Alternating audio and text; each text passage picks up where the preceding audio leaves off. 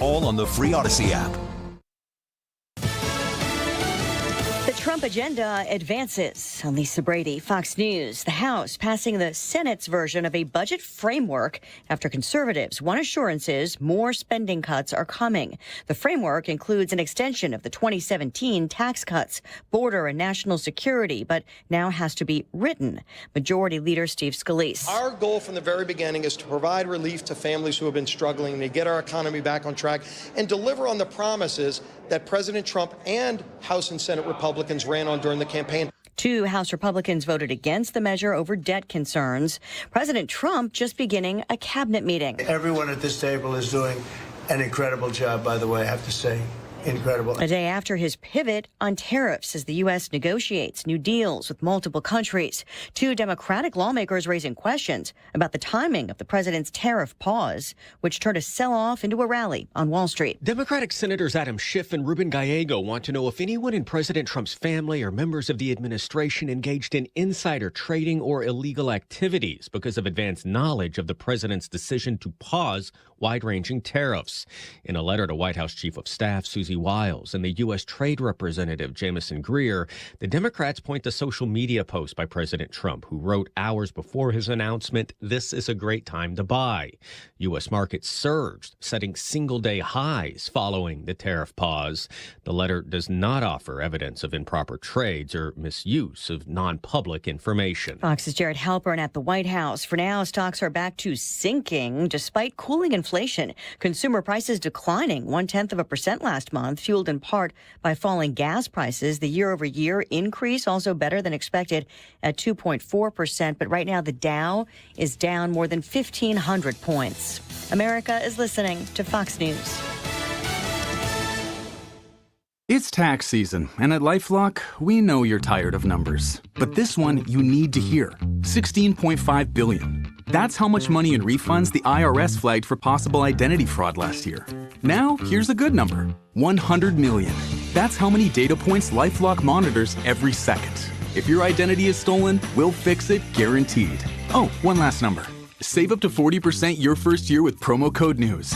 Visit LifeLock.com for the threats you can't control. Terms apply. Hey, fellow Gen Xers, it's Elizabeth Banks. Big news! The recommended age for pneumococcal pneumonia vaccination has been lowered to 50 and older, even if you're healthy. It's up to us to lead the charge. After all, we gave the world the internet. We're trailblazers. Let's lead the way again because we are at over 6 times greater risk for pneumococcal pneumonia. Gen X, this is our shot. Head to VaxAssist.com and schedule today. That's VaxAssist.com. Sponsored by Pfizer. Air Comfort Service, heating, cooling, and insulation. Weather. Looking for that mix of clouds and sunshine going through our Thursday afternoon, and there will be a bit of an uptick in scattered showers and non-severe thunderstorms, 69 for the high. Tonight, clearing skies late night 45. It's a cooler 57 on Friday, about 37 Friday night, mid-60s and sunshine Saturday, mid-70s and sunshine on Sunday. This is 97.1 FM Talk. Chief Meteorologist Dave Murray. Many of you know that my inspiration for becoming an accident attorney was my brother Tim, who was rendered a quadriplegic at age 18. I didn't know what a personal injury lawyer was or what they did, but I soon did. Tim was treated terribly by the insurance company, and I became enraged. It was a constant delay and deny. I'm John Morgan of Morgan & Morgan. Tim later worked with me for 27 years. Last year, my hero died at age 65. You can see my eulogy for him by visiting mybrothertim.com. He was one hell of a man. Because of Tim, together we built the largest injury firm in the world, and our clients are treated the way I would want my family to be treated. At Morgan & Morgan, nobody is a nobody and everybody is a somebody. If you need our help, visit forthepeople.com on your phone or computer. See you soon, Tim. Morgan & Morgan, forthepeople.com. Injured? Dial #law or visit forthepeople.com for an office near you. Imagine this, a summer evening, relaxing under a beautiful porch overhang, hosting your friends on a composite deck, or enjoying a bug-free breeze in a screened room. That sounds dreamy, right? Hi, it's Kim, and that dream can be your reality with Lakeside Renovation and Design because they specialize in creating outdoor spaces that make your backyard the go-to spot for family and friends. And with their attention to detail and the high-quality materials they use, you'll have a space that lasts for years. Visit lakesideRV.com today to get started on your outdoor oasis. This is the story of the one who, as a maintenance specialist for a historic high-rise, knows that vintage charm historically needs constant attention. Which is why when it's time to upgrade turn-of-the-century mechanicals, they turn to Grainger.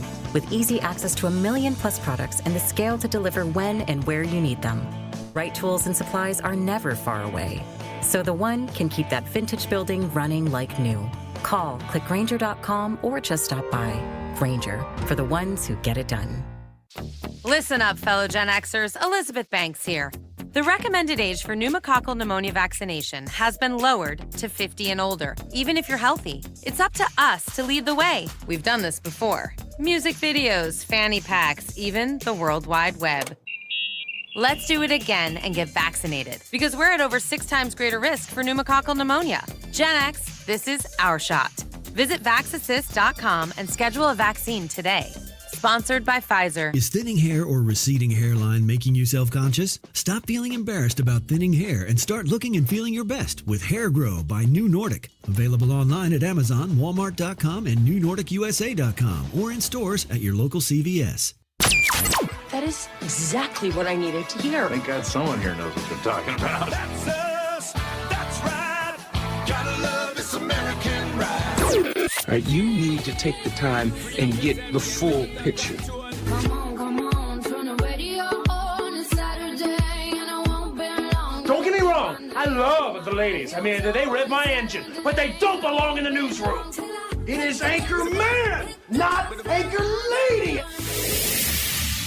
What do you want from me?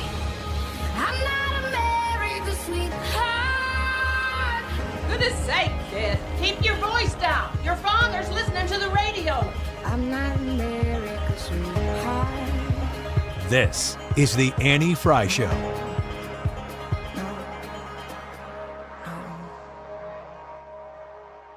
Happy Thursday. Welcome to the Annie Fry Show. Thank you for being here with us this afternoon.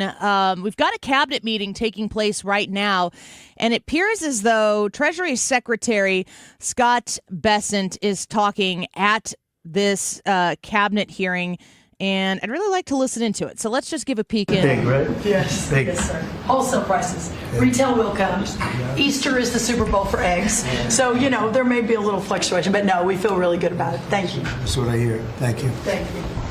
Good. I'd echo what Howard said on the trade queue, that we've got over 75 countries that want to come in. So it'll be Treasury, Commerce, Jameson at USTR, and we're putting a process in place. And as you said, you're going to be part of the negotiations too, because I've had these countries call me up and the Secretary Bessent, we're happy you're going to be negotiating. I said, well, President Trump's going to be involved too. So bring your best deal. On the budget, it's moving quickly in the House and the Senate, thanks to your leadership.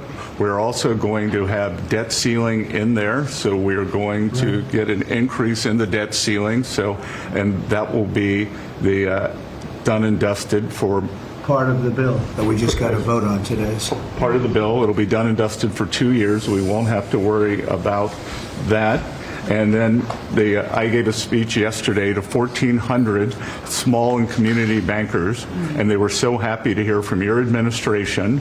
And I told them Wall Street's done great for the past 4 years, 10 years, 20 years. It can continue doing great, but it's Main Street's turn now, and it's those small bankers through deregulation, through emphasis on Main Street, your Main Street agenda, bringing back jobs, that is going to power the smaller communities. And then finally, the bond auction went very well yesterday. We had a lot of foreigners show up as the support, showing that the U.S. is still the best place to invest. The inflation report, as you said, was quite good.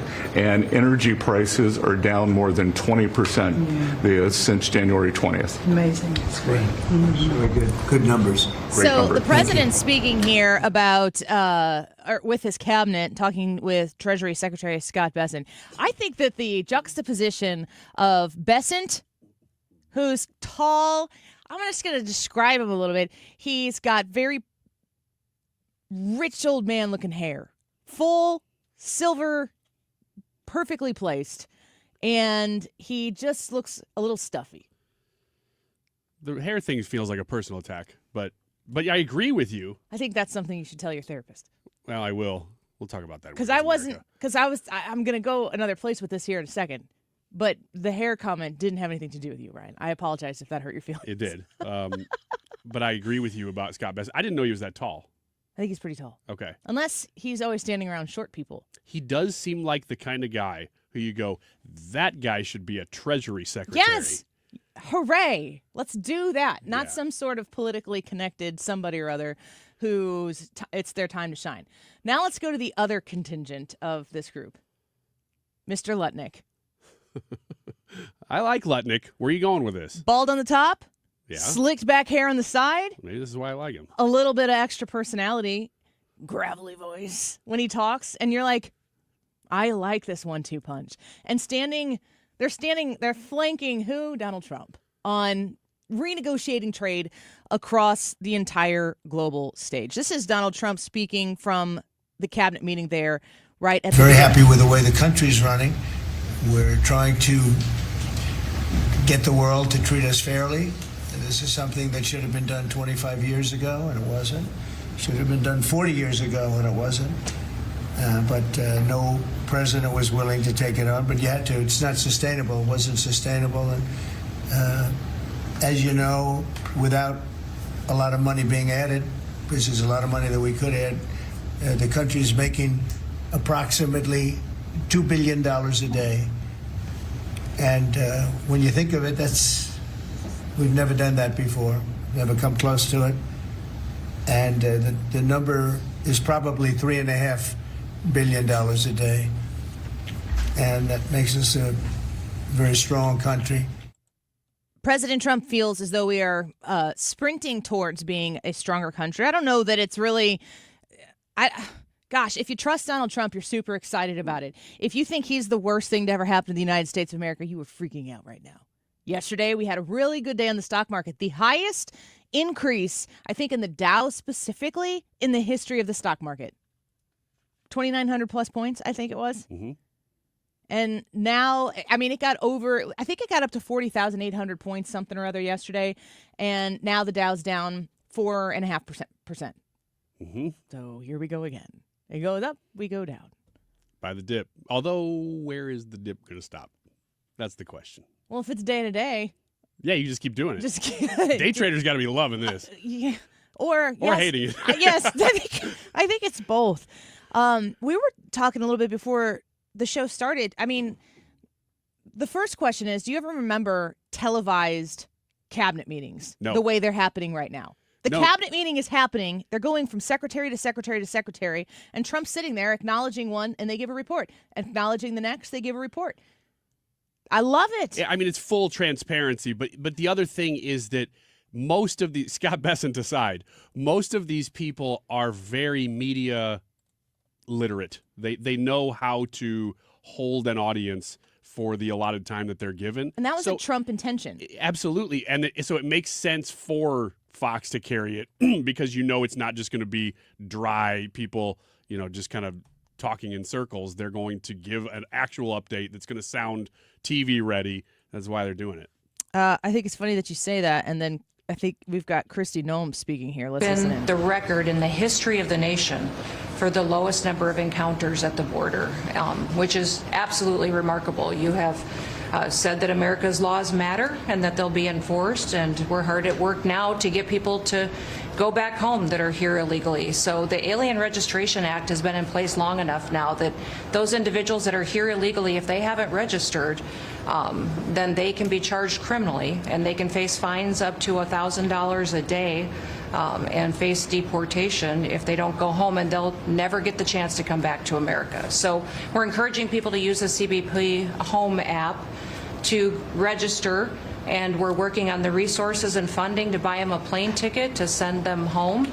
I went to El Salvador, Colombia, and Mexico, and those countries and others are thinking about setting up programs to support these individuals when they get back to their countries. So when they get there, they'll have housing and food assistance and So making sure that these folks have the opportunity to go home so that they can get the chance to come back to America is important. And So it's a very big self-deport operation that we're starting. thousands of people have already Yeah. self-deported. Well, we're just going to, when you have 21 million people that need to go home because they're here breaking our laws, then we need to facilitate that. And I've been working with the governors a lot lately on several different issues. One of them has been on FEMA for recommendations on how to do exactly what you've directed us to do. And then also I sent a letter and communicated with them that they need to be setting up a SCIF. Some of our governors don't have secure facilities to have national security issues. I think one of the jobs Homeland Security has is to give communication down to states, to local cities and communities. And so recommending they get a SCIF, they have secure comms with them at all times or nearby so that they can have national security conversations, and then to have somebody in their office designated that is their communications person. A lot of them have emergency management officers, but they don't necessarily have somebody designated when it comes to a national security issue that we may need to communicate with them on. And I think American people need to know that Real ID will be required to travel on May 7th. So those governors have been notified to communicate that at home. We don't want anybody to get delayed and not be able to travel when they get to an airport. And this will also help us bring integrity back to all of our IDs and how they're used for issuing driver's licenses. And governors know how I feel about making sure their driver's licensing system has integrity, because a lot of people use their driver's license to vote. And the backbone of our country and the foundation is election integrity. So, did you guys get your real IDs yet? I was just looking at my driver's license, and I don't know. If you don't have it, you have to go through a process to get it. Well, I got a new license within the last year, so that doesn't count, huh? Oh, no. Does the gold star on the top mean it's a real ID? I don't know. I don't have one.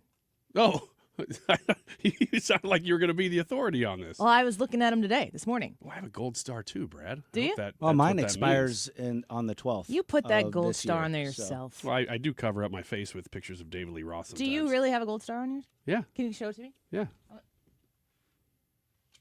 Don't show the camera. This says your height is 5'6". No, it Oh, don't. man. You Oh, walked man. right into Totally that. got him.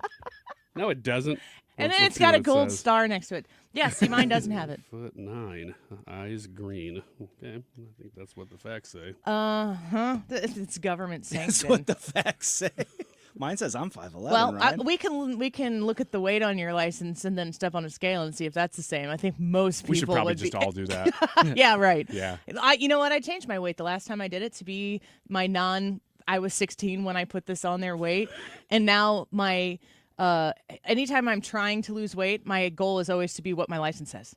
Like that's my happy weight. So yeah, the Real ID thing is.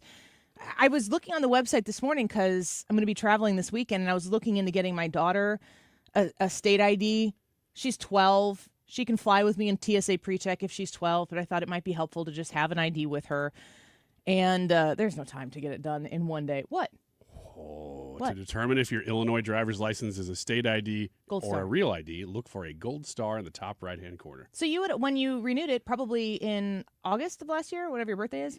I don't remember. It was sometime last year, so yeah, probably around Like, there. it would have expired Yeah. on your birthday, so sometime around there. Yeah. You would have had to have, consented to do the renewal as a real ID. You just don't remember it? I don't remember doing it, no. I Yeah. think it was just a part of the process at that point. Jared's, he had to renew his last year too, and he had the option to, he could go through the process to do the real ID, and he didn't. I'm surprised to hear them addressing this finally, because we've been told for, 10 years that, you're going to have the real ID by this date, and they always extend it.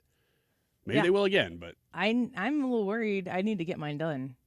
I don't want to go through the process. She just said May 7th. May 7th, if you're flying afterwards. To fly. I'm going to Hawaii at the end of May. Take your passport, maybe? I don't have a passport. Ooh, yeah, you might need to get on that then. Yeah, I certainly need to get on it. I got to go. You want to take it from here? Yeah, that's fine. We're going to go to a break. What do you got for Hans von Spakovsky next? We're going to talk a little bit about the legality of Trump's tariffs. Is the House or the Senate pushing back on that at all? And then probably also talk about can the House do this thing through reconciliation entirely, or do they need to filibuster-proof the budget for the Senate? That's not what he talks about. Those are things that those are worthy questions. Those are good questions. They're legal. But nah. We got to find out yeah, it's about the process. It's about the process. I stayed within his lane. Do you want to do the interview? Not really. Okay. I was going to say, if we had Ryan Schmelz on next, he'd be the guy to ask those questions. Hans von Spakovsky, we will ask him about what's taking place with the big, beautiful bill. And I'm not going to ask him about the politics of it because he doesn't do the politics angle. But I also am curious about I think it's called the SAVE Act.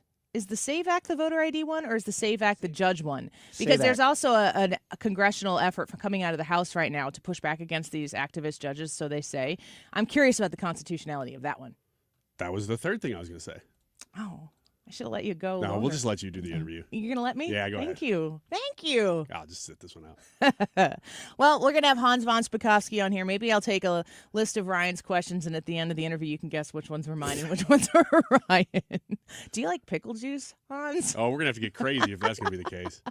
We'll get Hans on the show next. Stay close. We'll be right back. I am one of those melodramatic This is the Annie Fry Show. Neurotic to the bone, no doubt about The it. Annie Fry Show is streaming online. Watch us live on YouTube Sometimes I and give subscribe. myself the creeps. Sometimes my mind plays tricks on me. It all keeps adding up. I think I'm cracking up. Am I just paranoid? Am I just The Retirement Advisory Group, guiding you through peaceful times and tumultuous times, kind of like right now. You want to retire, don't you? You've been planning on it. You've got this target age in your mind when you want to hang it up, and that age is very, very close to where you are right now. You need to call the Retirement Advisory Group. If not, just to rule them out. It doesn't cost you anything to have an appointment with them where you can sit down and learn how they can guide you through any sort of market volatility and losses that could occur at this time in your life and try to help you avoid them. 314-993-9494. That's 314-993-9494. Reach out to the Retirement Advisory Group. Talk to them about what your plans are, what you've amassed at this point, what your goals look like, what kind of a perfect retirement do you have in your mind of what you want to do, where you want to go, how you want to do it. And then when you partner with the Retirement Advisory Group, after that free appointment to sit down and talk to them, you can decide exactly how to make that happen. They have the tools to make it successful. 314-993-9494, retirementkey.com. Hey, this basketball season, when your favorite stars score buckets and are alley-ooping, you have an opportunity to win money from watching sports with Underdog Fantasy. Underdog, of course, one of the leading sports apps, and you can play now in Missouri. If you'd like to win 1,000 times your money, you can with Underdog. All you have to do, don't be intimidated. It's very easy with the Champions game. You just pick whether a player is going to go higher or lower on one of their stats. So with basketball, it's assists, rebounds, and more.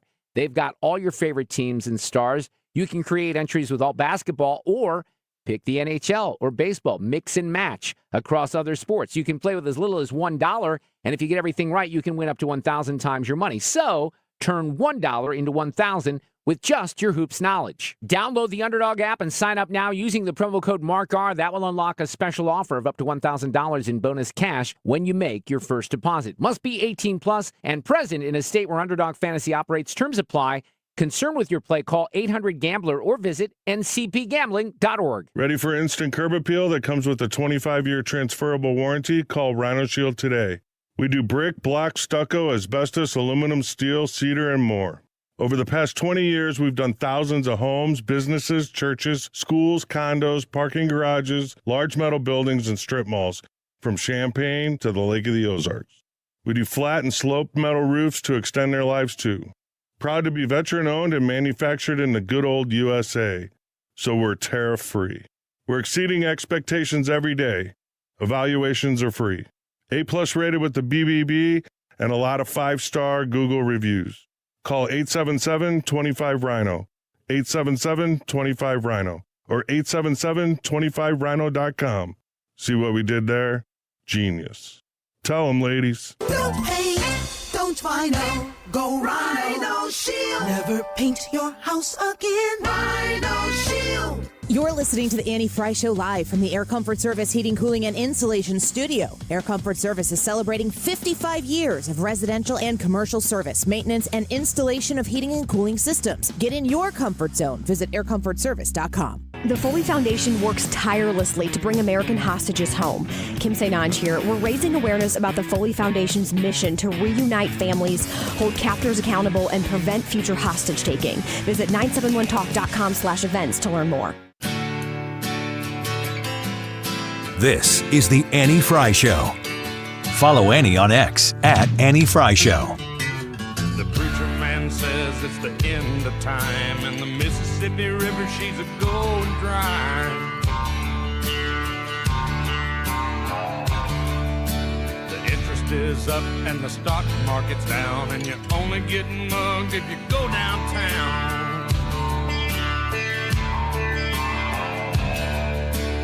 I live back in the woods, you see, a woman and the kids and the dogs and me.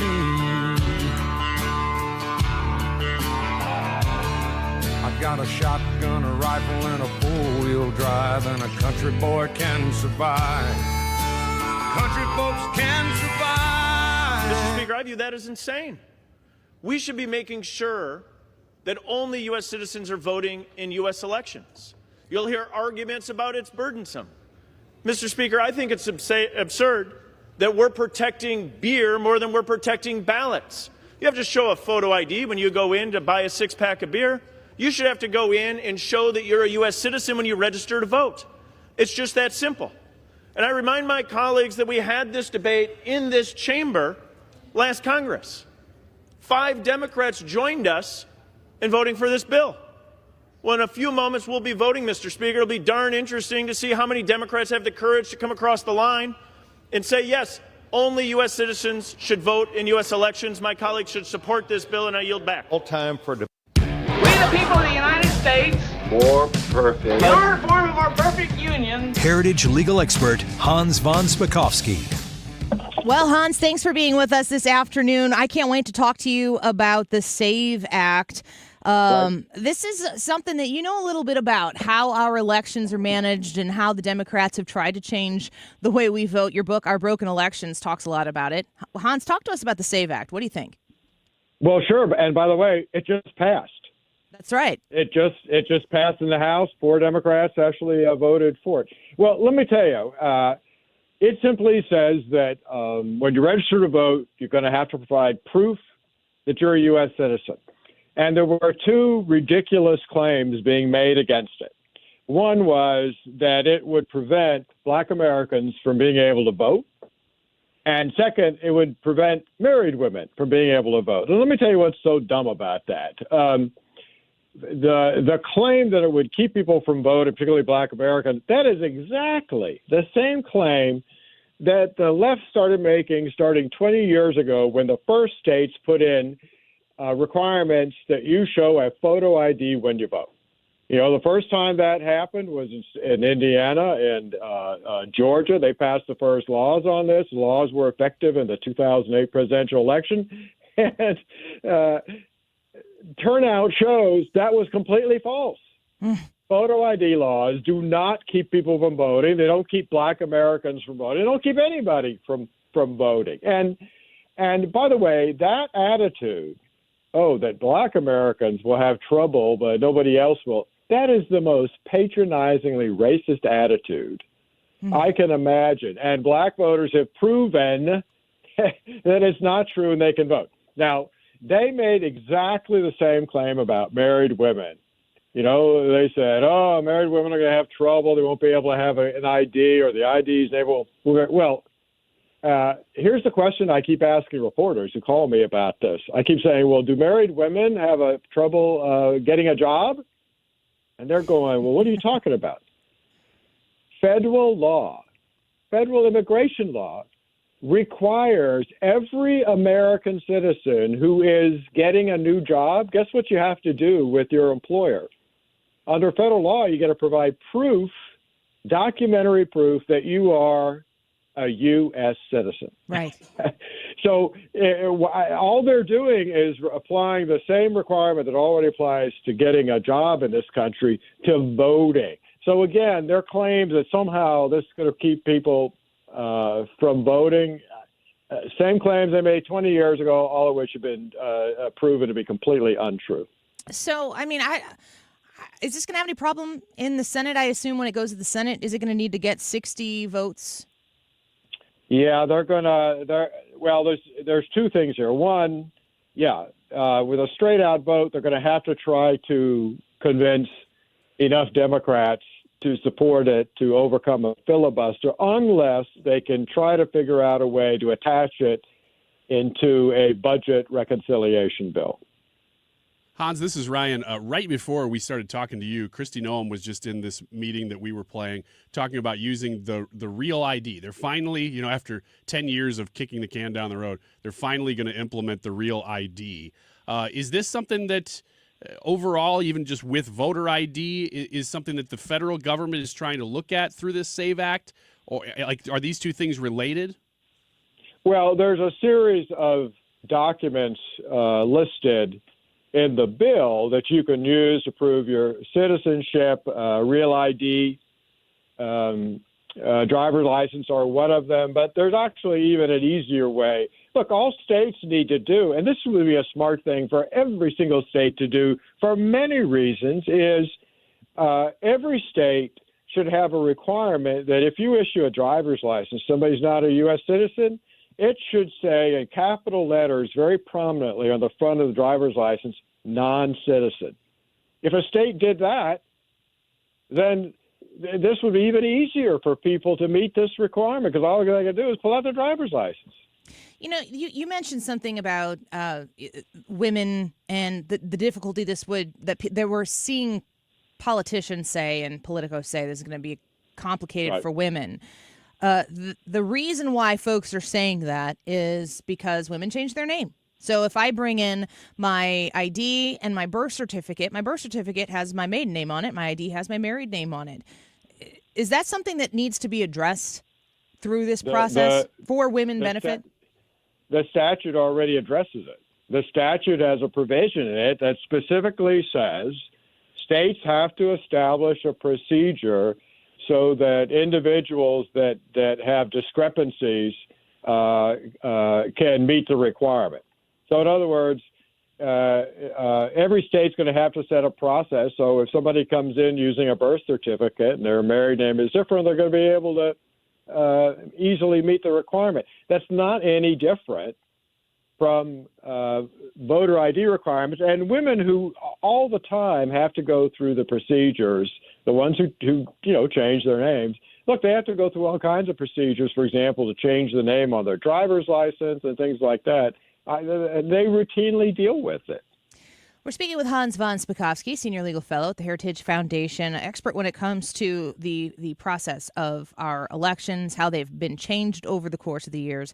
Donald Trump is also talking a lot about trying to refine our election process to paper ballots. He would like to see one day of voting showing ID. Do you feel like he's on the right path that is actually workable, that he can actually get done the things that he's saying he wants to do?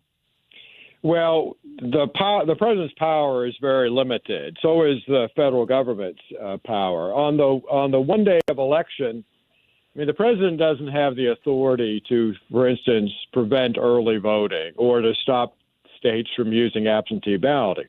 But just recently, a federal appeals court, the Fifth Circuit, ruled that a Mississippi statute that says we will continue to count absentee ballots that come in up to 5 days after Election Day, that is invalid. Why? Well, because it violates the federal laws that say the day for a federal election is the first Tuesday after the first Monday in November.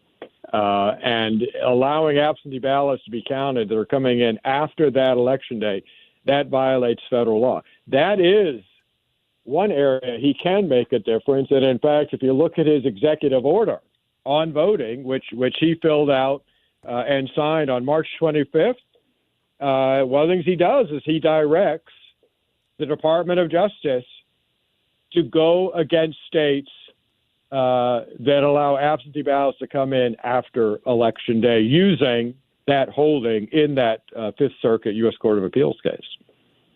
Hans, since the SAVE Act has already gotten through the House now as of today, does this have a chance of getting through the Senate and to the president's desk? I don't know whether they can convince enough senators to overcome the filibuster. You know, they did get 4 votes of Democrats in the House. Can they get 7 Democrats to go with this? I don't know the answer to that. I think it's going to be an uphill climb to get that done. Hans von Spakovsky speaking with us right now. I'm interested in your thoughts on the march towards the signing of the big, beautiful bill, the one big, beautiful bill that Donald Trump has been talking about. We know that the House, last night it looked like maybe they weren't going to be able to get together on it. It looks like they've passed the next step. I find this stuff to be incredibly complicated to follow, all the procedural stuff that needs to take place in order to get something like this to happen. It's hard to follow, but I also understand that the glacial pace of Congress limits Congress's ability to just write laws and pass them real fast and get them overregulated to overregulate the American people. It's supposed to be complicated. There's supposed to be a lot of hurdles to jump through. Can you talk to us a little bit about the process of this big, beautiful bill and where we are in it right now? Well, I think I heard that the budget bill just passed the House. So that's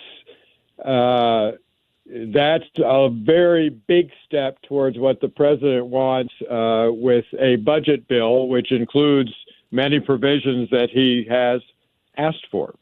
So I think he's actually well on his way to success with that. Yeah, I think it's a huge portion of the economic transformation that President Trump is trying to implement. The tariff question that I have for you, of course, we're watching every day. We go up and we go down, and we go up and we go down. President Trump is obviously very committed to this, and it seems as though the executive branch has had a lot of support from the legislative branch in getting the majority of what Donald Trump wants to get done. But we're also seeing now some Congress members pushing back a little bit on the tariff thing. What is the limitation? What is the check and balance that exists in Congress against the executive branch's authority to implement these tariffs and to pull them off and to implement them and modify them? Well, over the past few decades, Congress has delegated a huge amount of authority through federal law that they passed to the president to impose tariffs and to determine the amount of tariffs to impose on other countries. You've had just a small handful of members of Congress talking about paring that back, but the only way they could do that is by amending the laws that already exist. And think about what the chances are of that. Is the current House actually going to pass that? I don't think so. And even if a miracle occurred and the House and the Senate both passed a bill doing that, what do you think would happen when it got to President Trump's desk? He'd veto it. Yeah, he certainly would. All right. Well, Hans, thank you for the updates today. It's interesting to see our election process being attended to by the Republican majority, and we'll see where it goes from here, Hans. We appreciate your insight. Thanks for being with us. Sure. Thanks for having me. Of course. Take care. Bye-bye. Hans von Spakovsky wrote the book, Our Broken Elections, How the Left Changed the Way You Vote. If you want to read that, he's got great insights, especially on that 2020 election. He's a senior legal fellow at the Heritage Foundation. All right. When we come back, Wiggins America, habits of millionaires. Yeah, we got a few habits that millionaires seem to all have. We're going to see if Did you ask them all? You have. I didn't personally, but this person who wrote the article interviewed over 100 millionaires. Okay, so it's a pretty good pool of people. Pretty good pool. These are different habits that all of them had. All right, we'll find that out in Wiggins America next. The YouTube live chat poll, who will win? China, the U.S., both of them, or neither? You know, when the art of the deal gets implemented, you would like to think that everybody walks away saying, I feel like I did okay on that. What do you think is going to happen? Go to the Annie Fry YouTube channel and vote in the live chat poll of today's live broadcast. We'll be right back. came from the West Virginia coal mines and the Rocky Mountains and the Western This is the skies. Annie Fry Show. Follow Annie on X at Annie Fry Show.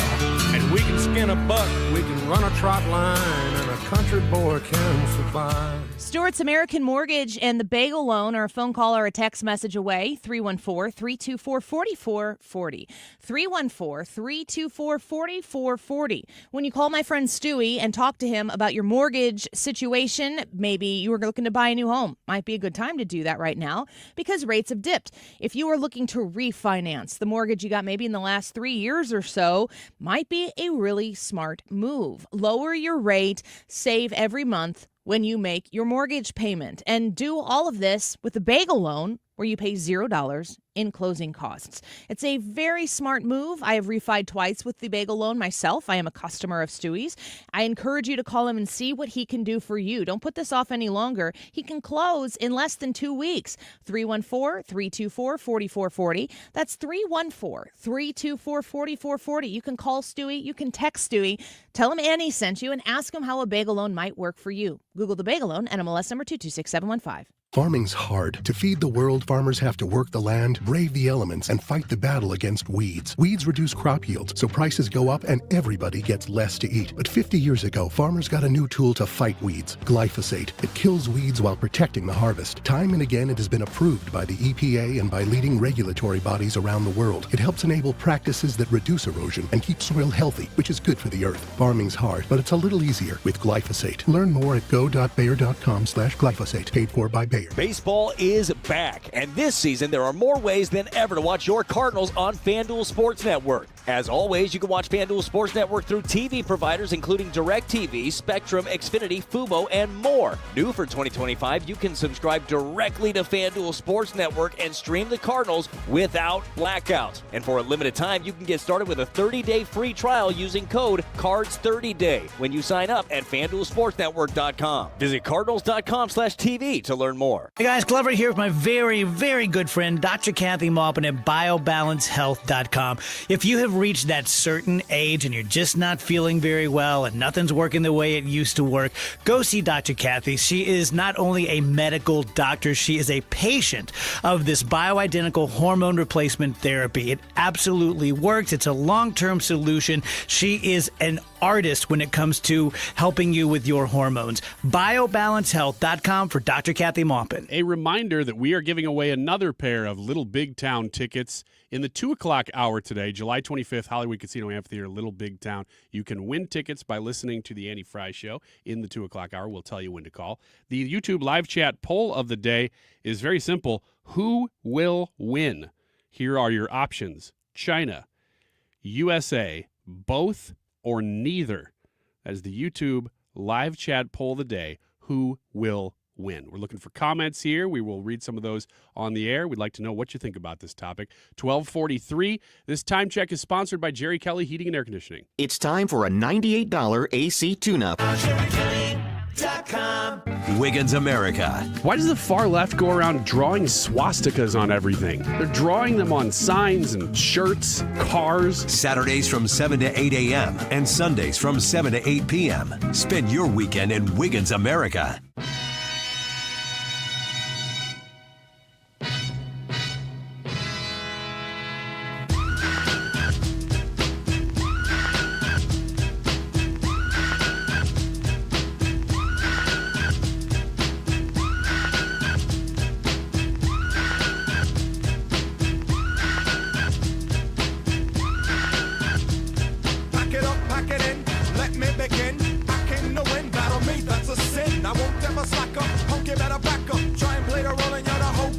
This is the Annie Fry Show. The Annie Fry Show is streaming online. Watch us live on YouTube and subscribe.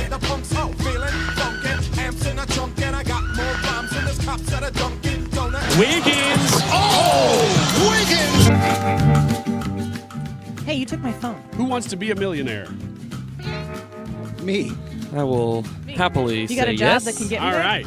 Well, here are some personal habits. Here's some personal Somebody habits gave Ethan a bell. that you will have to incorporate into your life, apparently, because Wait a all second. 100 millionaires have these. So I was thinking this is something that millionaires do regularly. You're telling me these are habits millionaires use to get to be there? Well, it's both. It's Because I both thought it and. was like having lunch in your limo. And I'm like, No, well, okay, that's having good for them. $1 million. Having Are you doing these? lunch or Yeah. a limo. Yeah, I mean, yeah. Okay. Good Not start. looking at the price of eggs. Fair question, because step one is get $1 million. Okay, I'll be right back. One of the things, though, that I've always thought that you would do, that I learned from reading this, if you're a millionaire, is that you stand up in a limo as you drive through cities and you just throw money out the top of the limo. Yeah. Do you think... Well, first of all, have you ever been in a limo? Yeah. What for? Prom. Was it worth it? No. Not worth it? I think maybe we had one for my wedding, too. I don't remember. Nice. Was it like a I do remember memorable day or something? Not memorable. There was a day? lot going on that day. Okay. Ethan, have you ever been in a limo? Yeah, I have. Ooh. It was for Go let's on. see. When you were in elementary school, if you sold you did the fundraisers and you Magazines? did enough things. So I don't remember what we sold, but if you did enough of them, you got to go in a limo and you got to take a trip to McDonald's. And I did and then that. eat whatever you want? Yes, it was like the best day of the year. That was going to be my story. What? Because Oh. ours was selling magazines. No. I'm kind of excited that 20 years later they were still doing that. If you sold the most, no, I think it was if you sold 20 magazine subscriptions, you got to go in the limo. And then the people would vote on which fast food restaurant you were going to go to, and then you were allowed to order whatever you want. That's even better than Ethan's story because he had to go to McDonald's. I think so. But I I think feel I like went- there's a bunch of options in Bethalto. Once for McDonald's and once to Taco Bell. Man, where'd you guys grow up? The suburbs of Chicago where all the money is? I literally just said Bethalto. Brad, limo? I've never been in a limo. Never been in a limo. Wow. Brad. Limos are overrated. They are overrated. It's not. You're not really missing I out. don't I think. believe you guys. It's just being in a really nice car that has an ice machine. I almost got us a limo in Florida when we went to Disney World, but I got us like a Suburban or something. Yeah, Remember that was pretty sweet. That would have been pretty sweet to ride in a limo, though. I gotta admit, that'd be pretty cool. Would you Even though I would just you said have the stood opposite. up out the sunroof? Oh yeah, and as throw we money go into Disney. There's a video on the Annie Fry YouTube channel of when Brad and Ryan and Hannah and I went to Disney World for 2 nights, 3 days of nonstop theme park fun. Sounds like a good time. It was a super good time. Ethan, maybe we'll have to work it in.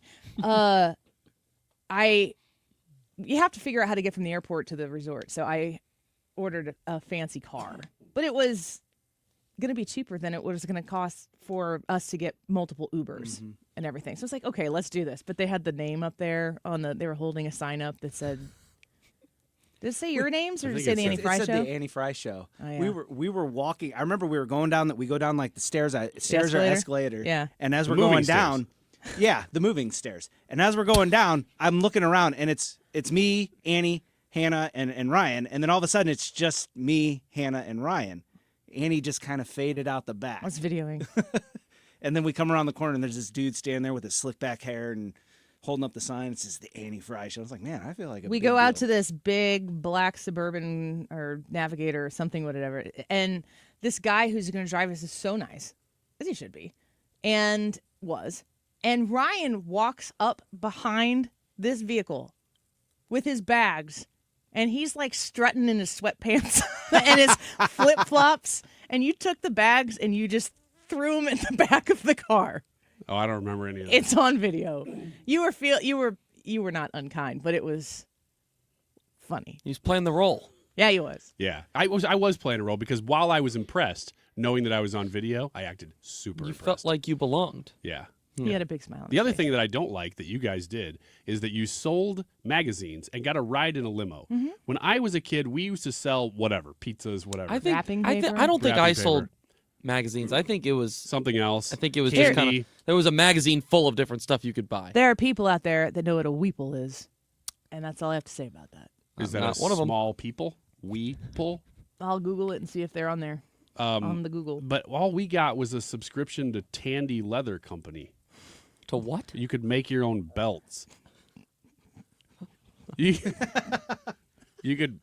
It's kind of weird. They give you a strip of leather that's just unfinished, and you're like, look at that. What's the first habit of the millionaires? We need to know how to get there so that we can Number one, go fast food restaurants without abandon. you embrace failure and uncertainty. Do you do this? Do you embrace failure and uncertainty? Let's just say that in the process of getting to that place, that's something that I know that I have to be okay with. That just sucked. That didn't hit. That didn't land.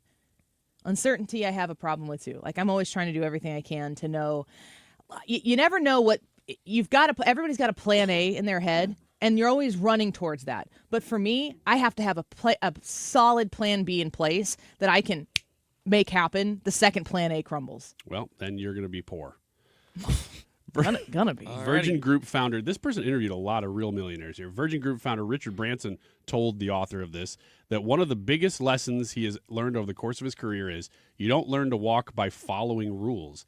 You learn by doing and then just falling over and over and over again. Well, that's not what they teach you in school. No, they teach you to follow the rules. Mhm. They don't want you to be a millionaire like Regis Philbin.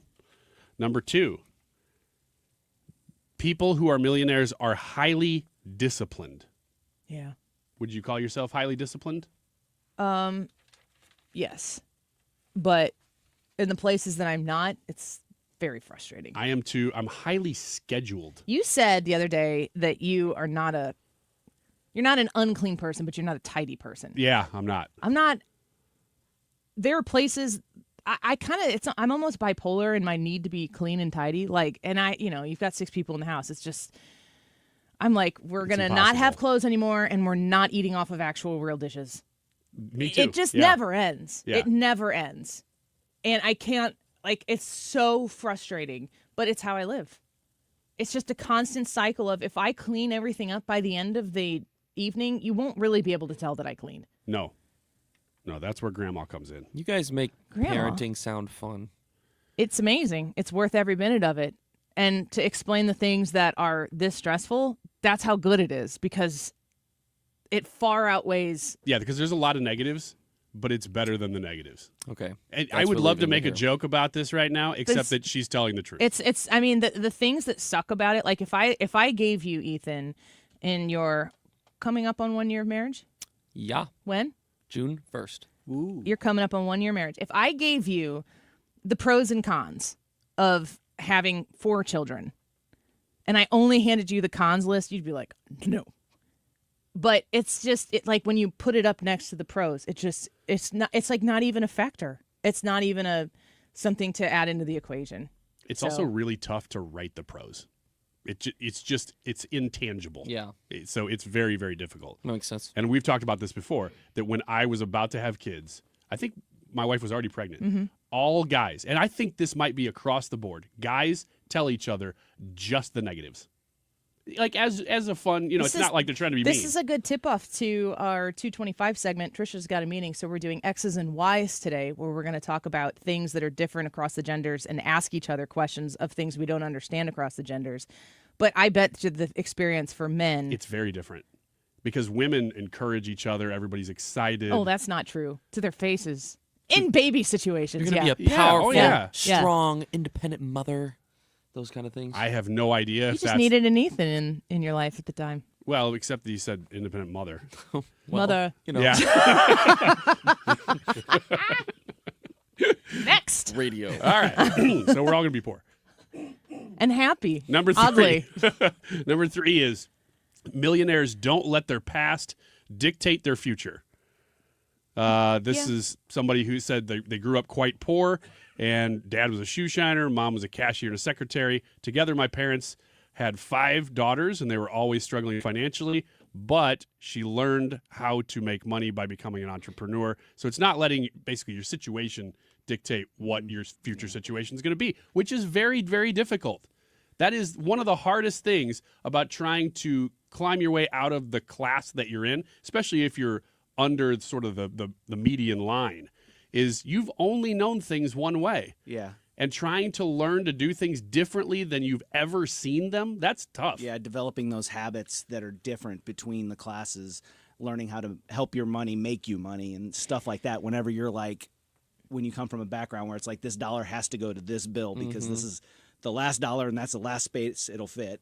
All of that mindset is way different. When you don't look at your past, that was this one, right? If you're not going to let your past consume you when it comes to making plans for your future, isn't that a lot about just not caring what people think? Because when you get to the point in your life where you start doing things, and I'm going to say just for you, but I don't mean in a selfish way. I mean Jane 3 doors down and her catty opinion doesn't matter anymore to you at all. And your high school buddies, some of them you like, some of them are knuckleheads. You don't need them to approve of what you're doing. Maybe even your parents who might have been judgmental over the course of your life, or maybe said, oh, you should really do this instead of that. All of a sudden you're no, I think I have some clarity here. And I know I failed at that before, but I think I know what to do now. And then having the willingness and the fortitude to just go ahead, that makes sense to me. That as you learn from your mistakes, that you would be in a position to succeed better because you don't care about those things. Yeah. Shedding that concern, I think, I feel like I'm in the process of doing that. I don't know if I'll ever get to the other side. But yeah, but it takes time. Yeah. I mean, it's not something that comes in your 20s that you're just suddenly I just don't care anymore. It's learned. I'm not a millionaire, but I've had. You? I'm not. I've had multiple businesses. You dress like you are. And I know. I mean, that's not even inaccurate. No, he definitely does. Yeah. I dress like a trillionaire. Who doesn't care about anything anymore. He's wearing his Gap sweatshirt from the outlet. 1995. Outlet. But that's it's Warren something Buffett level stuff right there. You got to learn to take the advice of people, but also discern which advice is good. Yeah, that's wisdom. And that's tough to do, and that only comes from doing it. I've had businesses that obviously didn't go well, and now I'm doing other things that are going well. Like what? Real estate. Like what? What? Like what? Like what about us? Oh, and this isn't a business though. I'm an employee. It kind of is. Well, the business exists. I am an employee of the business. The Annie Fry Show, LLC. Opening businesses. Last one, since we're running out of time. They confront challenges head on. You don't really wait. You kind of get out in front of issues that you might be having either between people or whatever bumps in the road that are coming up. You go ahead and address them quickly.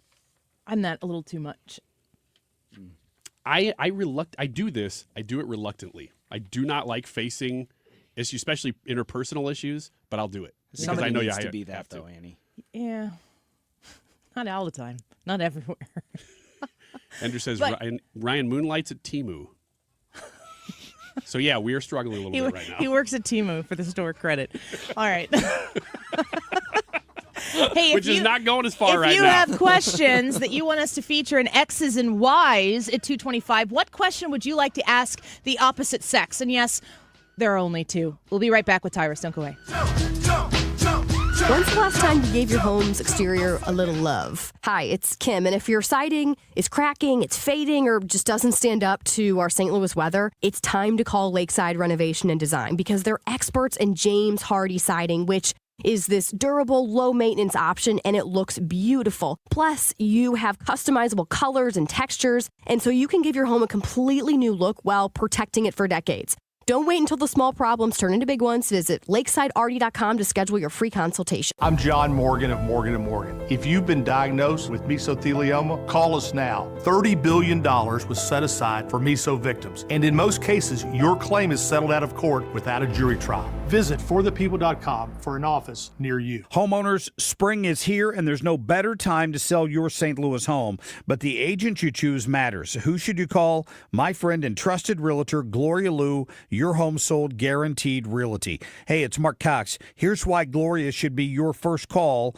While the average realtor puts a sign in your yard and hopes it sells, Gloria will guarantee to sell your home for 100% of market value, or Gloria will pay you the difference. In this market, you don't want to risk working with someone who doesn't have the guarantees, buyers, or experience to help you sell within your time frame and for the most money. Many realtors will overprice your home to get your business, which can lead to your home sitting on the market with little or no offers and price reductions. If you want to sell your home for 100% of market value or Gloria will pay you the difference, call Gloria Lou today at 314-325-6888 or visit GloriaHasTheBuyers.com. That's GloriaHasTheBuyers.com. Gloria and seller must agree on price and possession date. Hey, it's Mark Reardon. If you're nearing retirement or already retired, call my friends Thomas Helbig and Bob Kershaw with the Retirement Advisory Group. They'll show you how linking to the market is much safer than owning the market for your retirement savings. They're the official financial advisors of my show. Go to retirementkey.com. KFTK FM Florissant from the Kaufman Townsley St. Louis's Injury Lawyers Studio. Call 314-500-5000. That's 314-500-5000. All on the free Odyssey app.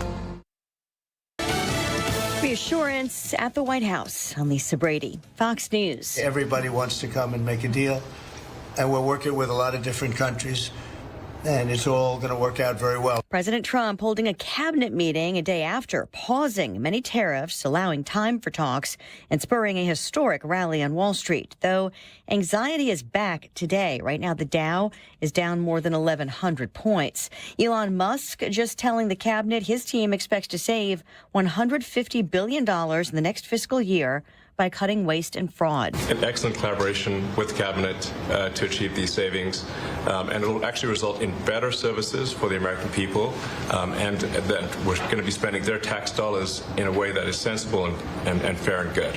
Legal fights continue over some of the DOGE cuts. Senate Minority Leader Chuck Schumer. Today, Republicans are plowing forward on their deeply unpopular agenda. This after the House passed a budget framework that includes the president's priorities, including trillions in tax cuts. While Elon Musk and DOGE dismantle Social Security, congressional Republicans are slashing Medicaid. And Democrats predict those cuts will be inevitable as conservatives aim to slash spending by more than $1 trillion. But House Speaker Mike Johnson telling reporters, the president has made clear Social Security, Medicare, Medicaid will not take a hit. So you can count on that, and you can watch it develop as we go. Johnson says benefits will be preserved for recipients legally entitled to them. The House also passing the SAVE Act, which requires proof of citizenship to register to vote in federal elections. Nearly all Democrats voted against that. Voting rights groups say millions of Americans don't have proof of citizenship readily available. A 2023 report found nearly half of Americans don't have a U.S. passport. America is listening to Fox News. It's tax season, and at LifeLock, we know you're tired of numbers. But this one you need to hear. $16.5 billion. That's how much money in refunds the IRS flagged for possible identity fraud last year. Now, here's a good number. $100 million. That's how many data points LifeLock monitors every second. If your identity is stolen, we'll fix it guaranteed. Oh, one last number. Save up to 40% your first year with promo code NEWS. Visit LifeLock.com for the threats you can't control. Terms apply. Listen up, fellow Gen Xers. Elizabeth Banks here. The recommended age for pneumococcal pneumonia vaccination has been lowered to 50 and older, even if you're healthy. It's up to us to lead the way. We've done this before. Music videos, fanny packs, even the World Wide Web. Let's do it again and get vaccinated, because we're at over 6 times greater risk for pneumococcal pneumonia. Gen X, this is our shot. Visit VaxAssist.com and schedule a vaccine today. Sponsored by Pfizer. Air Comfort Service, heating, cooling, and insulation, weather. Looking for that mix of clouds and sunshine going through our Thursday afternoon, and there will be a bit of an uptick in scattered showers and non-severe thunderstorms, 69 for the high. Tonight, clearing skies late night 45. It's a cooler 57 on Friday, about 37 Friday night, mid-60s and sunshine Saturday, mid-70s and sunshine on Sunday. This is 97.1 FM Talk. Chief Meteorologist Dave Murray. Air Comfort Service, 314-513-0091. Reach out to Air Comfort Service right now. If you have some HVAC problems creeping up, something isn't right, you know that it hasn't been looked at in a long time, you might even have been hesitant on doing it because sometimes these replacements, of course, it's a big bill why don't you reach out to Air Comfort Service? And if you've been told maybe you need to have some sort of system repair, you can reach out to Air Comfort Service by calling them at 314-513-0091 and get a free second opinion on heat exchanger or compressor repairs. Reach out to the people who are experts in this field, 55 plus years of doing business the right way in St. Louis. Both Illinois and Missouri, they can come out and help you. I have had my air conditioner replaced by Air Comfort Service. I've had my furnace replaced. I've had my water heater replaced, and I've had them come out and do an AeroSeal duct sealing in my home to make sure that the air that is traveling through the ventilation gets to all the vents the way it's supposed to. I trust them in my home. You can trust them in yours as well as your place of business. 314-513-0091, online at aircomfortservice.com. Hi, I'm Bob Kershaw with Retirement Advisory Group. Are you worried about market volatility? Are you concerned your money won't last you through retirement? Hi, I'm Tammy Kershaw, and as a family-owned business, we are committed to protecting your retirement, whether you're nearing retirement or already retired. We have a lot of folks that aren't aware of all the new investment choices that are available, which give you growth and protection from losses at the same time. Are you aware of all the fees that you are currently paying? We can show you how to avoid those fees. So come in now for your free retirement review and get a second opinion on your retirement plan. And just for coming in, you'll get a copy of our latest edition book, Your Key to a Worry-Free Retirement. Let us show you how to retire with confidence. We are proud to say we haven't lost a penny of our clients' money in 39 years, and we won't lose a penny of yours either. Let our family help your family. Call us now at 314-993-9494 or go online to retirementkey.com. That's retirementkey.com. Hey, it's Mark Reardon for New Perspective Senior Living, where your loved one will enjoy chef-prepared meals, engaging activities, state-of-the-art technology, and a welcoming community that feels like home. Visit npseniorliving.com to schedule a tour today. New Perspective, where every day is a chance to live life on purpose. This station is now conducting a test of the emergency alert system. This is only a test.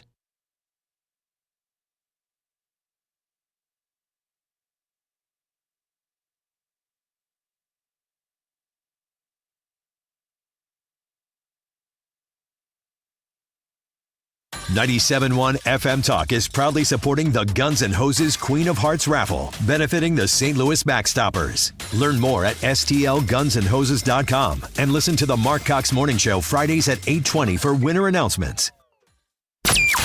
That is exactly what I needed to hear. Thank God someone here knows what they're talking about. That's us. That's right. Gotta love this American ride. All right, you need to take the time and get the full picture.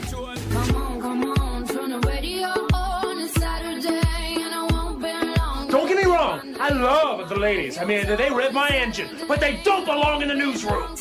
It is Anchor Man, not Anchor Lady. What do you want from me? I'm not America's sweetheart. Goodness sake, kid. Keep your voice down. Your father's listening to the radio. I'm not America's sweetheart. This is the Annie Fry Show. Welcome back to the Annie Fry Show. We appreciate you being with us. Very springy looking outside. Before it looked really like kind of the dark gray, like, oh, you're going to get one of those great spring soaking rains, which is good because we haven't had any rain. Yeah, it was like a tale from the dark side. Okay.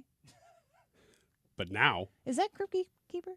No, different show. Same era, different show. What is it? Very similar. Crypt Keeper was a little bit later, more like late 80s, early 90s, and it was an anthology series, but it was horror. It was Tales from the Dark Side. That was Tales from the Crypt, yeah. Yeah. Tales from the Dark Side, all 80s, kind of horror, a little more goofy stuff. I saw the Crypt Keeper, there was an old commercial or something that came on, and I real quick were trying to shield my kids' eyes from like, oh, don't look away. And they're like, Mom, that's the stupidest thing I've ever seen. Really? And I was like, it scares me. Oh, yeah, it was so scary. It still hurts my feelings. Thanks, Even kids. Now you've hurt me too. Yeah. Even when Alfred Hitchcock Presents would come on, I'd be like, ah, look at the outline. Anyway, right now outside it is a little blue sky out there now. Oh, yeah, look at with that. the super nice spring green. It just pops. Love it. We're going to we're going to maybe connect with Tyrus here in a second, trying to make it work with both of our schedules here. But we've got Todd Sivia coming up in the next segment. And Todd Sivia, of course, great partner of us here on the Annie Fry Show. We love working with him. Todd has put together our family trust, which I am very grateful for. I'm telling you right now, people, if you have dependent children, I think a lot of people think of estate planning as old people stuff. If you're lucky, I'll just put it that way. Because if you don't get to it, making the plan or being old, then it becomes very complicated. But if you have dependents, oh my gosh, get with Todd Sivia. You can go to civialaw.com to learn more. But I also, Brad and Ryan both, and Ethan out there, you can check the chat. If you have questions that you want to ask Todd, I'm going to ask him a little bit about, we've got the implication of the tax cuts being made permanent. We have the implication of tariffs and costs and all of this stuff. We're going to see how that hits his world, because we've talked with, other people. We talked with Stewie on Monday about the mortgage world and what might be happening. We know that tariffs have a real world impact in a whole bunch of different ways, and it can't possibly just be about red versus blue. And it's very easy to fall into the trap of, this is all about your loyalty to Donald Trump. This is all about whether or not you're going to stand by your man and support Donald Trump to the end, even though if you are like me, you are no economist. We want to talk about the real practical things that matter to you. And that means if you have questions right now that you would like to ask an attorney, Todd Sivia of Sivia Law, you have the opportunity for the next 15 minutes or so to get those questions in. So if you guys can watch those, if they pop up in the chat, we'll star them and we'll tee him up for Todd Sivia here in about 15 minutes. So do you know, okay, you pulled this clip, Brad, I assume. Yeah. Andrew Schultz, what do you know about Andrew Schultz? I know he's a stand-up comic, and he's the one with the mustache? Yes, yeah, and he's kind of edgy, and he strikes me as somebody who's centrist, so he's not left or right, and he can see where each side is going, and I don't know, man, every time I hear him talk about politics, he's like not in it, he's outside of it, observing in it, if that makes sense. So he's talking with venture capitalist Chamath. Do you know how to say this? Not a chance. Palihapitiya, I think. Oh, but I'm going to take a shot at it. In broadcasting, here's a little behind the curtain thing that I didn't just do, is you're just supposed to say it and act like whatever you say is right and move on. And then nobody knows that you don't know what you're talking about. But now that we've really belabored the point, I'm not going to say it again. Because I might not say my last name is pronounced Wiggins. But saying it wrong the whole time. I've been saying it wrong. I am so sorry. You should be. Well, here we are. So Andrew Schultz is having this conversation with this venture capitalist, somebody who really understands business and money and is extremely, extremely wealthy. And listening to him, I listened to other clips from this interview. I don't know if he says it specifically in this clip. He talks about how he used to be a Democrat. He was always a Democrat before. And then he gets to this point. So let's just listen into this conversation. What they said is there's going to be these price shocks. You're right. So year one is difficult, okay? But it could raise upwards of $750 billion a year, okay? You're saying tariffs. Tariffs. What they said that they would do is they would then turn around and cut the federal income tax for anybody making $150,000 or less to zero. So what they're doing is using the tariffs to offset the price shock. I didn't know that. Yeah, I didn't. But and this is the math, and that hasn't been 100% established yet. But instead of like putting the burden on the American consumer, we put the burden on the foreign country to pay that delta, and then effectively subsidize the consumer through an income tax. To be fair, the $750 billion, I assume, that's assuming everybody pays the tariff fully. Okay, so this is an important point. I would say right now it's a moving target, meaning the sharps before Liberation Day, the smart money line was at like $250 billion. Okay. That's Wall Street. I mean, we'll put smart in quotes, but that was their number. And part of why the stock market went berserk was they just got it totally wrong. And the back of the envelope math that I did and that a couple of my friends did, and I would say they're much smarter than I am, they got to 750. I got to 750 as well. Howard Lutnick, who's a commerce secretary, said, like, anywhere approaching 750, we have a line of sight to be able to cut income taxes to zero for anybody making 150 or less. Oof. Yeah, that'd be great. I mean, so we're in the magic zone here, guys. So here's you the know thing. what I mean? So there's a perfect example. Like, there's all this conversation about the midterms right now. Trump tanks the stock market. People get screwed over by what some people calling inflation, but like the price shock. But if you announce at the end of the year, there's a $750 billion surplus because of taxes, and we're eradicating income tax for people making under $150,000, midterms are going red. I mean, bro, forget midterms. They'll want Trump for the third term. I mean, you know what I mean? I'm rather excited about this clip. I have not heard this clip. I asked you right when I started playing, I go, have you heard this? And you said no. I'm like, good. I want your immediate reaction. Okay, first of all, that track looks like accurate. The $750 billion is about what Trump said is coming in right now. Not $750 billion, but per day, that tracks out for the year. So that's awesome, first of all. Second is Howard Lutnick this is why I'm a fan of his. I thought it was his hair. You are mistaken. That's not what you were saying off there. But go on. Stop. No, you put words in my mouth. I wouldn't. I'm a Howard Lutnick fan. Yeah, we know. And he is the one who kind of came up with this. In fact, when you hear Donald Trump talk about it, he says this is Howard Lutnick's idea. And for it to happen, it would have to play out exactly like this. Now Scott Bessent, on the other hand, says, yes, but the tariff thing is a shrinking ice cube. So, yes, at the beginning, it would have to be bringing in that much to offset that to do the tax cut. But he also says it will happen. And as that ice cube is shrinking, all these companies are moving, because it takes time for them to move inside the borders of the U.S. Well, then you just start the economy revving up at the same time as the tariff money starts to, from its peak, go down a little bit. So I was listening to, I can't remember who it was that was speaking about this. I think I was driving, or somebody on Fox News. But they were discussing the importance of getting this done now. And I've heard a lot of people say, why didn't we get the tax cuts locked in? Why didn't we permanentize? Is that a word? I've said that before in here and said, is that a word? Why didn't we make permanent the tax cuts? Steve Moore says this a lot. Like, he's like, get the tax cuts made permanent. But that's his thing. That's what he's advocating for. I understand that. We got to see that through. But get that done. Get that locked in. Get it done right now. Get it done yesterday.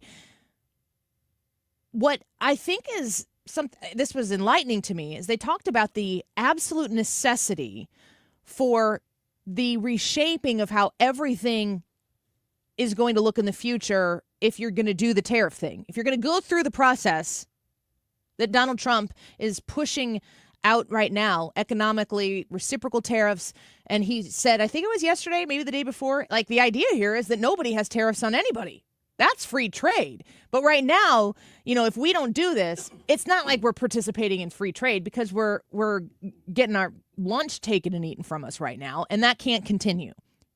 In order for, like what Ryan just said, this to really, really explode, it's not the commitment to build a factory in the United States that does the trick. It's the factory in the United States that does the trick. And what I was hearing this economist saying, I think it was Maria Bartiromo.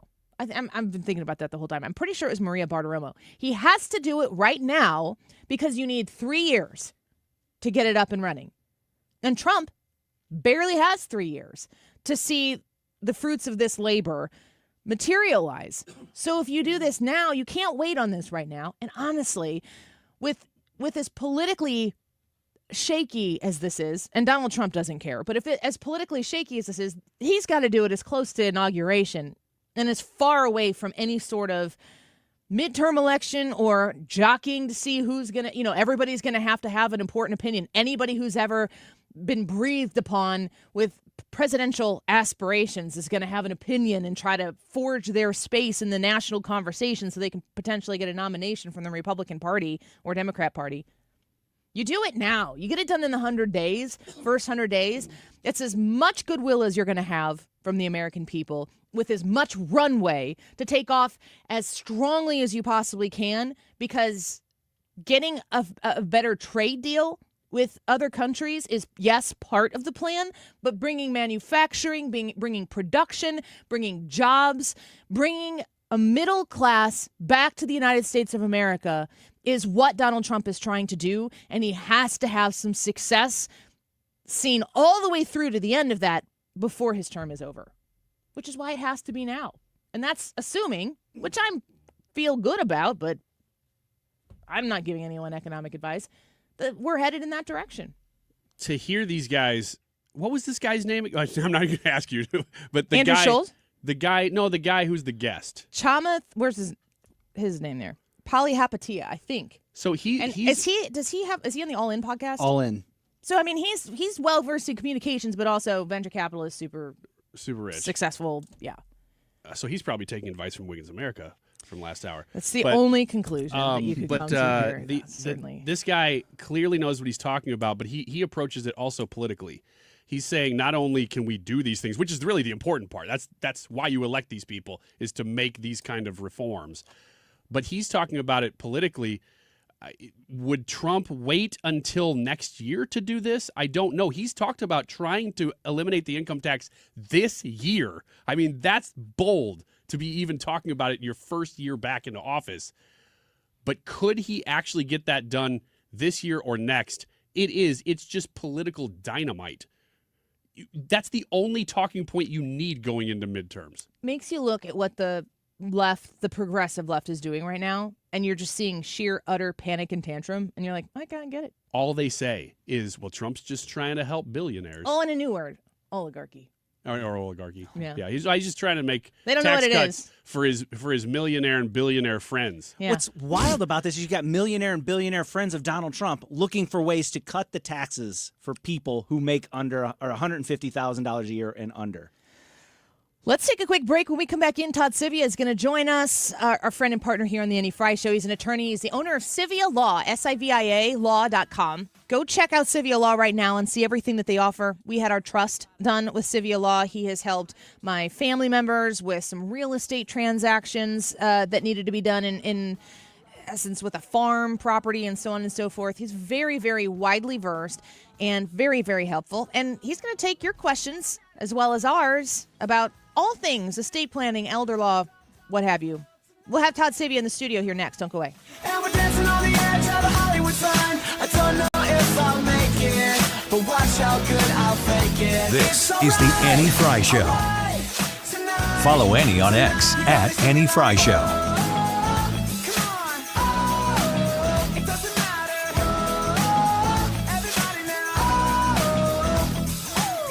Michael's Flooring Outlet online at igotfloored.com. Pretty much everything I'm going to say to you right now, you can go online to igotfloored.com and research much deeper than I can tell you in about 60 seconds. For instance, there are 3 locations that you can visit here in the St. Louis area. The first in St. Charles County on 116 Main Street. It's in Old Town St. Peters at Mid Rivers and Highway 70. You can visit them in West County on Olive Boulevard, just 1 mile off 270 West on Olive. And you can also check them out at their location in Darting Prairie. The details, of course, are online at igotfloored.com, but you can read through other people who have experienced the pleasure of doing business with Michael's Flooring Outlet. You can understand how people have gone through the process, what kind of flooring they got, because they write reviews.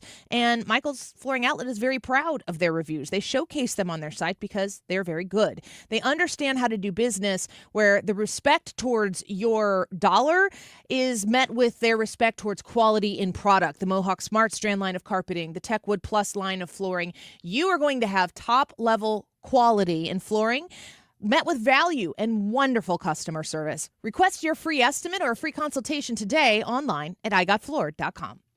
Hey, it's Tom Ackerman. Where do you go for your annual eye health examination? Ophthalmology Associates, of course. Doctors Greg Birdie and Ranjan Malhotra.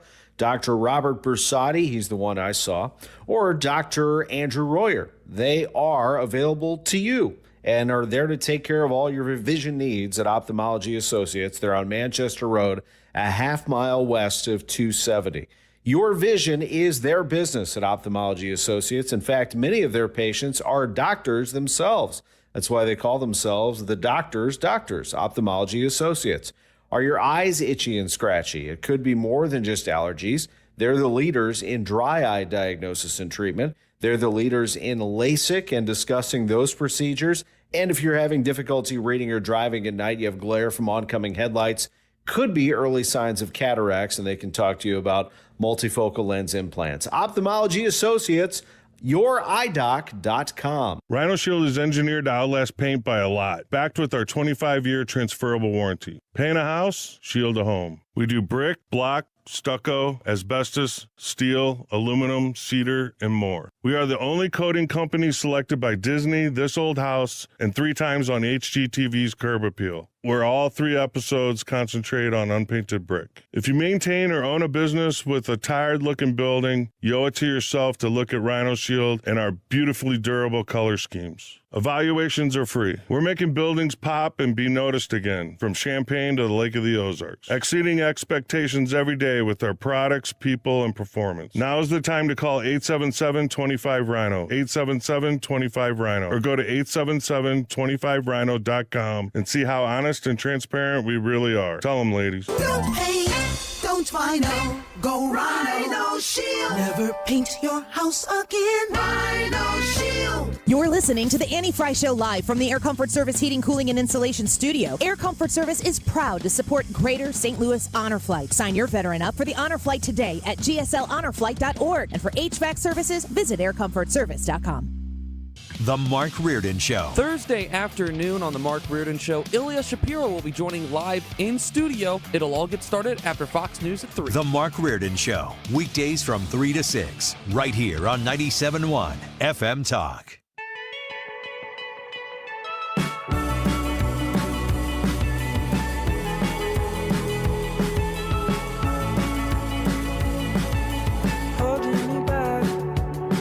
This is the Annie Fry Show. The Annie Fry Show is streaming online. Watch us live on YouTube and subscribe.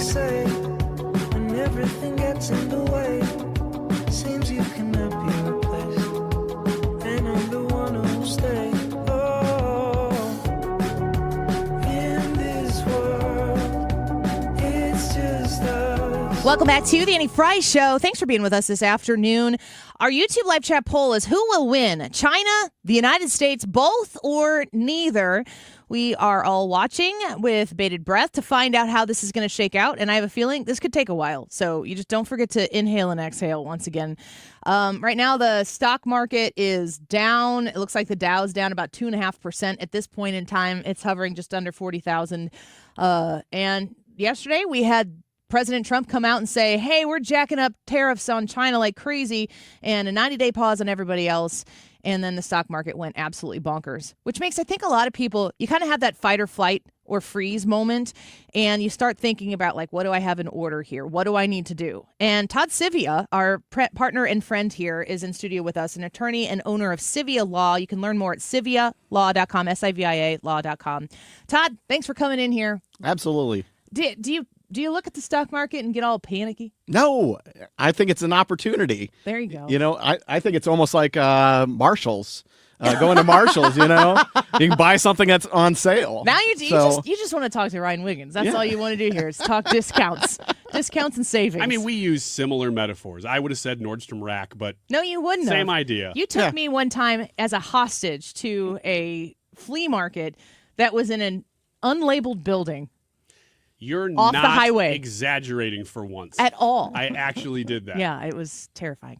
So, Todd, you said it's a buying opportunity. I would also assume that there are people who, you know, I hear a lot about, what about those people who are like right on retirement? Mm-hmm. I would hope that those people have an estate plan put together, have things, you know, locked in and set aside. They have the peace of mind of knowing that. Is there any sort of this tariff thing? Is there any sort of this watching the stock market thing that really hits hard in your world? When we're looking at the, you know, every time I sit down with a client, you know, we're always looking at being tax efficient, being prepared, and making sure that everything is set up for that transfer. And a lot of people don't realize, you know, you've got some time bombs sitting in your, sometimes in your estate, and we just got to be prepared for those. This is an opportunity. Like and I'll use an example. My parents had during 2020 when the stock market went down, they moved some money from their regular IRA, paid the taxes on it, and moved it over to Roth. So then it's 100% tax free. When you see the stock market drop like it has been, this is an opportunity to pay less tax. And when the market goes back up, it's now tax free. That makes sense. This makes a lot of sense. So, sometimes when the market goes down, it's an opportunity, and you got to be ready for those. And a lot of people don't realize this. It used to be before January 1st of 2020, you could pass on your IRA, and it would be taxed for you could take the money out over the person's lifetime. So like if you inherited from your parents or something like that, you could have taken it out over their lifetime. And I ran the numbers years ago when I was 35. I said, okay, if I inherited $100,000 out of an IRA and I took it over my lifetime, it turns into, and assuming like a 6% rate of return, it turns into $1.2 million. And I saved $200,000 because I took it over my lifetime. But they changed the law. Yeah. It's a hidden tax, and a lot of people don't know about this.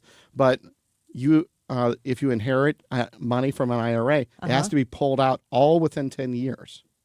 So think about it. If you have 2 kids and they've got, say, $500,000 to $1 million in their estate, they've got to pull out all that money and pay the taxes on it within 10 years.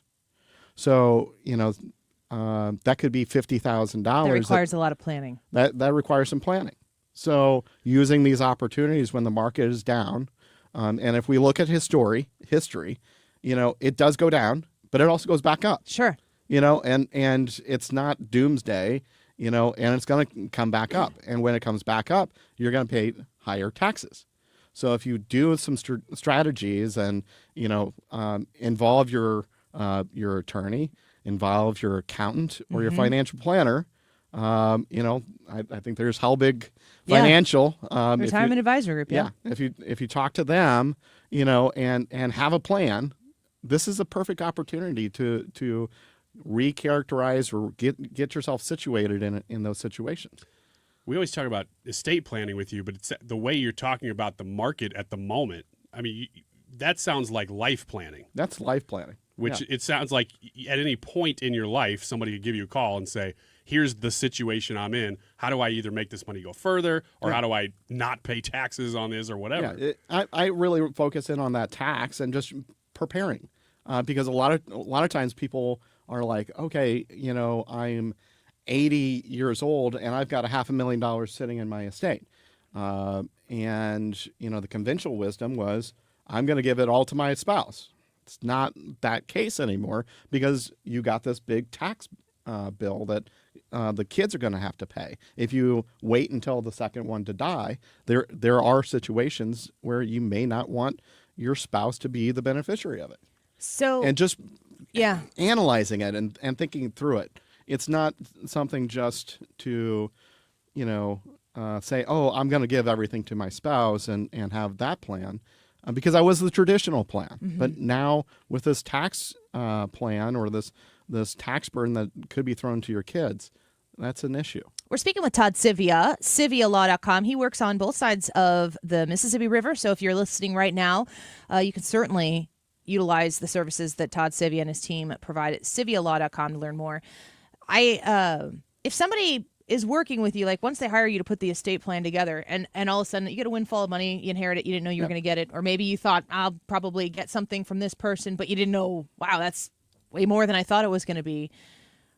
How does that work if they've worked with you before, or if they've never worked with you before, you don't know anything about these people, can they just call you up and say, this is what my situation is, and then go from there? Yeah, absolutely. I mean, you should be when you know how much money it is, you should be running to my office to come up with a plan. Because a lot of times you have a window of time, 7-month period of time after the death of somebody to choose, do I really want this money or could I pass it on to the next generation? So there's a clock. There's a clock. But if you take possession of it, the second you take possession of it, all your planning is ended. So you take possession, the planning that you could have done is off the table. When you get that money, like when you still have the opportunity to make the decisions that you, Todd, would obviously help people. Mm-hmm. When people are told, hey, you're inheriting XYZ, is there some sort of requirement to tell the person who's inheriting? It's almost like a Miranda rights for inheritance. Like, these are your options. These are the things you can choose. Or is it just like, here's some correspondence. This is your money. Yeah. A lot of times it's here's your correspondence and here's your money. And they don't realize, oh, wait, I can make a choice right this second and choose, hey, do I want this money or do I not want this money? Maybe I want it, I'm okay, and I don't want the tax burden, or maybe I want, whatever situation is upon somebody. Everybody's examples are different, but making choices in that time period, it's, you usually go to somebody and they say, oh well, just sign this paperwork and you get the money. Well. Especially if you've never experienced something like that before, I would have no idea what to do. I mean, it makes sense to me, and I'm going to just be very honest here. It makes sense to me. I'm 40, so I don't have, I think probably the older you get into the 50s and 60s, you maybe experience these things a little bit more, or you're around your peers are experiencing inheritance like that a little bit more. But when I hear people say, oh, you need to go talk to a lawyer, if you've not done that before, Todd, you and I have sat down with my husband and we put together our trust. And that experience was so eye-opening when we went through that, because you asked me all of these kinds of questions. Like, Ryan, one of the questions that was asked when it was what you're talking about, living will stuff and what religion, that's definitely one of the things. But also resuscitation and everything. One of the things that Todd asked me is if I were to get pregnant, I can put in my power of attorney, right? Mm-hmm. I can put in my power of attorney what I want to happen if I am pregnant and it's a baby or the mother situation. Or, what if I'm I get to have a say in that? I'm just looking at y'all straight in the eyes right now. And I'm saying, this is why I appreciate Todd, because I don't know that everybody asks that question. Yeah. Because that question might be kind of a frivolous question for some people. Yeah. But to have that thought, that foresight to say, there's this valuable life and there's this valuable life. Right. And they are two separate entities and they both deserve the consideration. That's something that you asked me. I mean, there's so many different, religions and different things that pop up all the time. There's certain things that we want to make sure that are covered, whether you're Catholic or following Catholic views. Is it more Protestant? Is it Christian Scientist? Is it Jewish? There's all these different things, just in the religion aspect. You just, if somebody's just coming in and you're asking all these questions, and they don't ask these questions, maybe you're Jehovah's Witness and you can't take blood products, and you don't write it on there, and you've violated your religious views based upon your power of attorney or your living will, and the attorney didn't just drafts the standard document. Real basic question here, but yeah. We hear this thrown around like political football a lot, right. So I don't know if it's different at the federal level versus the state level and what state you live in, but is there still a death tax? Does that exist? There is a death tax. Right now in the state of Illinois, it's $4 million. So anything above $4 million. Oh, Ryan, you're in trouble. And then... yeah, well. It's a sweatshirt. Well, the question is, are you going to be a millionaire if you listen to Wiggins America? Yeah. What about Missouri? Is it same for Missouri? And no, federal? Zero for Missouri. Zero for Missouri. But also it's like $13 million for federal. So it still exists. It still exists. But it's high. Okay. Yeah. And that's going to be part of probably the tax reforms that they're going to talk about I haven't heard anything whether or not they're bringing it down or raising it or keeping it the same. I mean, that's the areas that I'm usually focused in on. 2010 was like maybe it's $1 million, maybe it's $2 million. I don't know. Yeah. Todd, can you stay? For another segment? Yeah, absolutely. All right, because we got some questions there. I know we have a few more ourselves. We're talking with Todd Sivia, and he is the attorney and owner of our partner, Sivia Law. SiviaLaw.com. Check out his website and see the different locations he has. The one closest to you in Missouri or Illinois. You can go to SiviaLaw.com and find that location. You can find the phone number and everything. And really, honestly, the wide array of things that Todd can help you with. It's pretty impressive. So we're glad to have him on here. Your questions as well. Come to the Andy Fry YouTube channel and join us, subscribe. You have to subscribe for 5 minutes before you can comment, but we'd love to have you come subscribe and hang out. If you've got a question for Todd, hurry up and get there. Leave the comment as soon as you can, and we'll feature some of your thoughts and questions when we come back. Don't go away. Why are you sitting at home on the floor? What kind of pills do you want? This is the Annie Fry Show. The Annie Fry Show is streaming online. Watch us live on YouTube and subscribe. Just wants to know that you're well.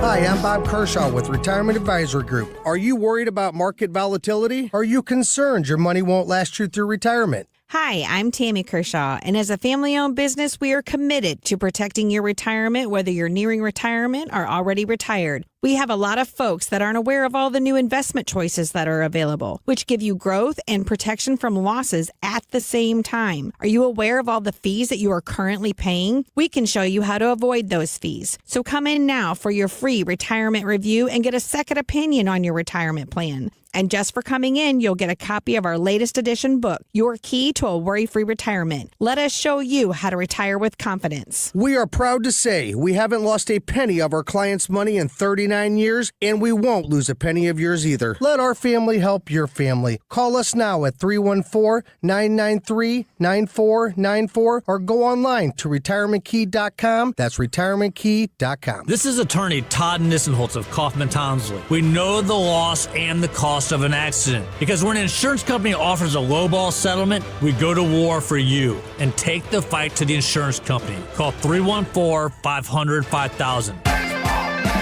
Take me out to my TV on FanDuel Sports Network. Yeah. Watch me some dingers and RBIs. I'm just glad they have my local team live, for it's root for the Cardinals on FanDuel Sports Network. Cardinals games, Chip and Brad, the Birds on the bat. Did I mention they have the Cardinals? Stream now. If you have questions for Todd Sivia about estate planning or really anything, you can put those in our live chat. Anything? I don't know about anything. Well, I mean, we don't have to ask them. You could ask the question, but we might not relay it. But that's up to you. Put it in the live chat, get on YouTube, and type in Andy Fry. Find today's date. You will also find the poll there, which is who will win, China, USA, both or neither. And one more item of business. Little Big Town is coming to town on July 25th at Hollywood Casino Amphitheater. We are giving away free tickets next hour, so stay here if you want to win some free tickets if you're the ninth caller. Not right now, but next hour. 1:41. This time check is sponsored by Jerry Kelly Heating and Air Conditioning. It's time for a $98 AC tune-up. 97.1 FM Talk presents Talk in Action, where we shine a spotlight on local charities making a difference in our community. Join us as we give back and connect neighbors in need. Visit 971talk.com/talkinaction to learn more.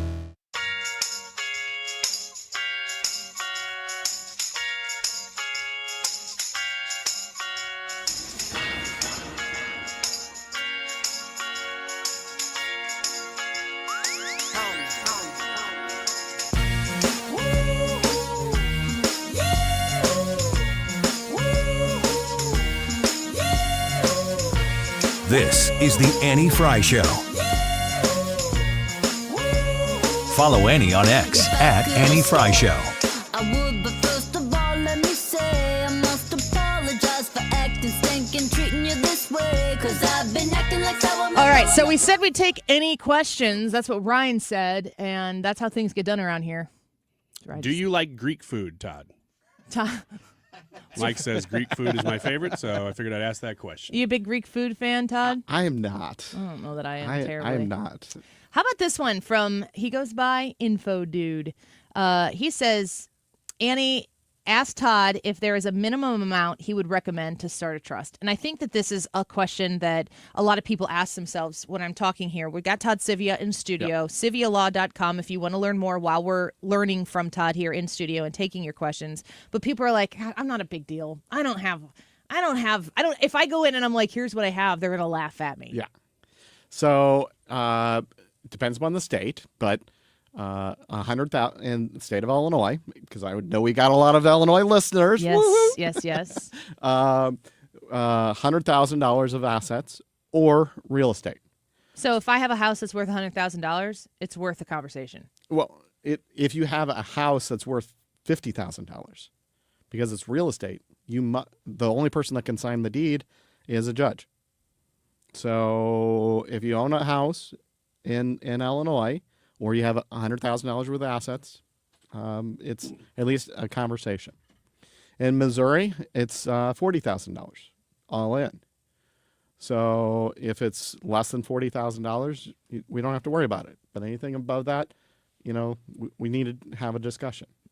How we're going to pay long-term care is the other question, and that's probably a deeper question in those situations. So. Yeah, I remember talking about some of that with you and wanting to make sure, like what kind of assets will you have at hand, and wanting to make sure that you prioritize if long-term care, if you need to be in a nursing home, if you don't have a kid who can take care of you, if you don't have somebody who's going to be able to care for you, and you need that in-home care, maybe in a facility, whatever, you want to make sure that you don't have dollars exposed to be pulled from before you've utilized other opportunities that you might have. Am I saying that? Yes. Yeah. Right. Absolutely. Well, and how much do you want to pay?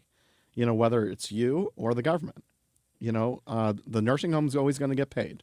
We know that. The question is, how much are you willing to risk? And different people have different risk tolerances. Here's the stats that we do know. We know that the average person, comparative to everybody, it's about 30 months in a nursing home is the average stay within a nursing home. So that's $10,000 a month. So you need $300,000 in assets to cover that bill.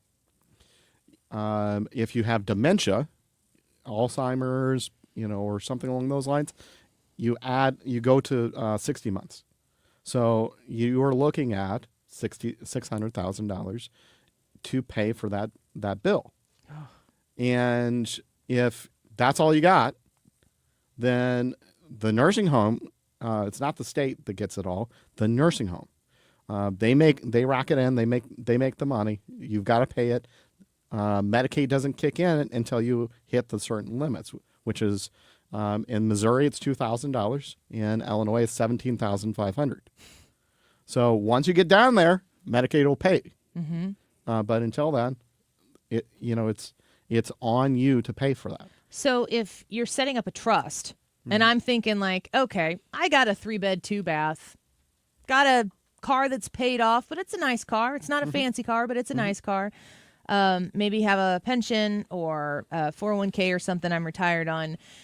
If you're in your mid 60s and you're still thinking you got 20 years or so to go, what I hear you saying is it's when you walk into Sivia Law to sit down for your appointment, it's not about everything you bring into the office with you or that you have in your assets. So much of it seems to be also what lies ahead. Yeah.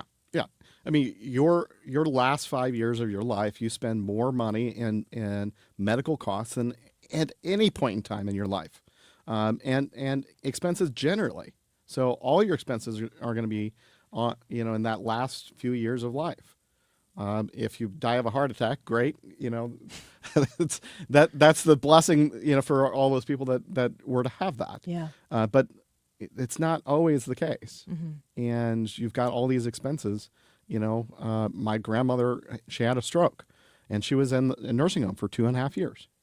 So, luckily they had long-term care, and then they had the VA program that kicked in that was able to help them out. So those are benefits, but you got to pre-plan those.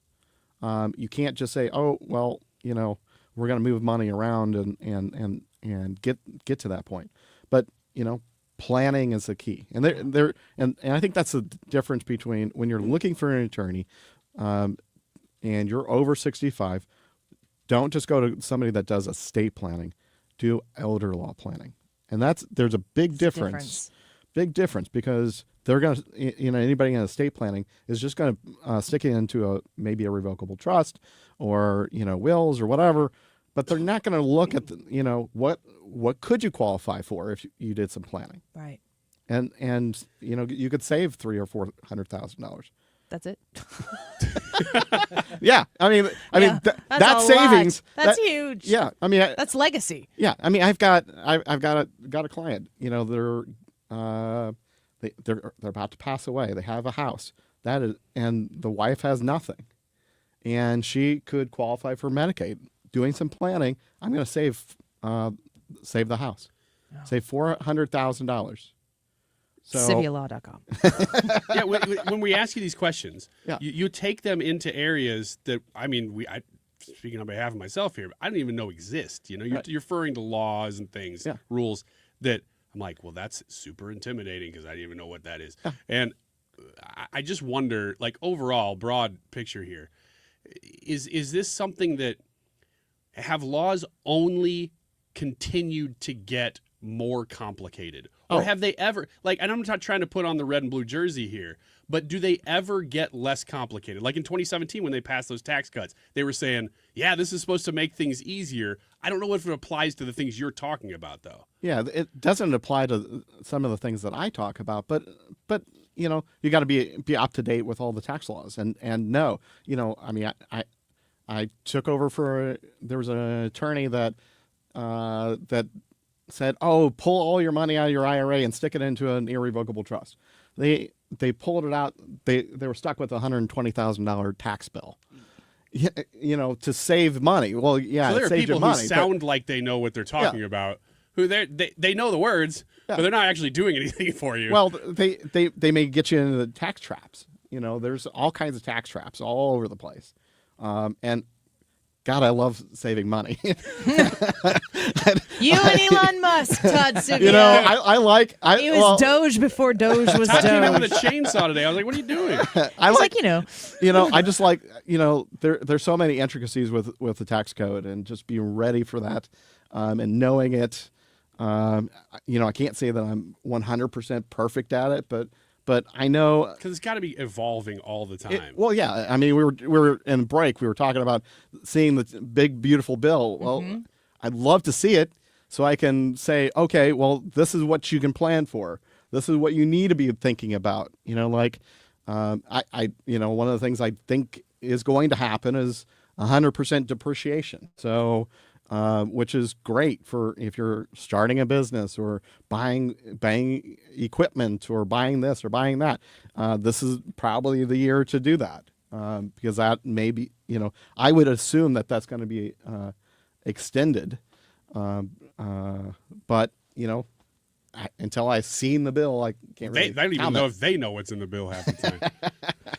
Todd, I have a question here from Mike on the Annie Fry YouTube channel. It says, Annie, ask Todd about the importance of getting a power of attorney on your graduating children going off to college. We are getting it. We're in April. All those senior families, they're all getting all weepy because graduation is coming up.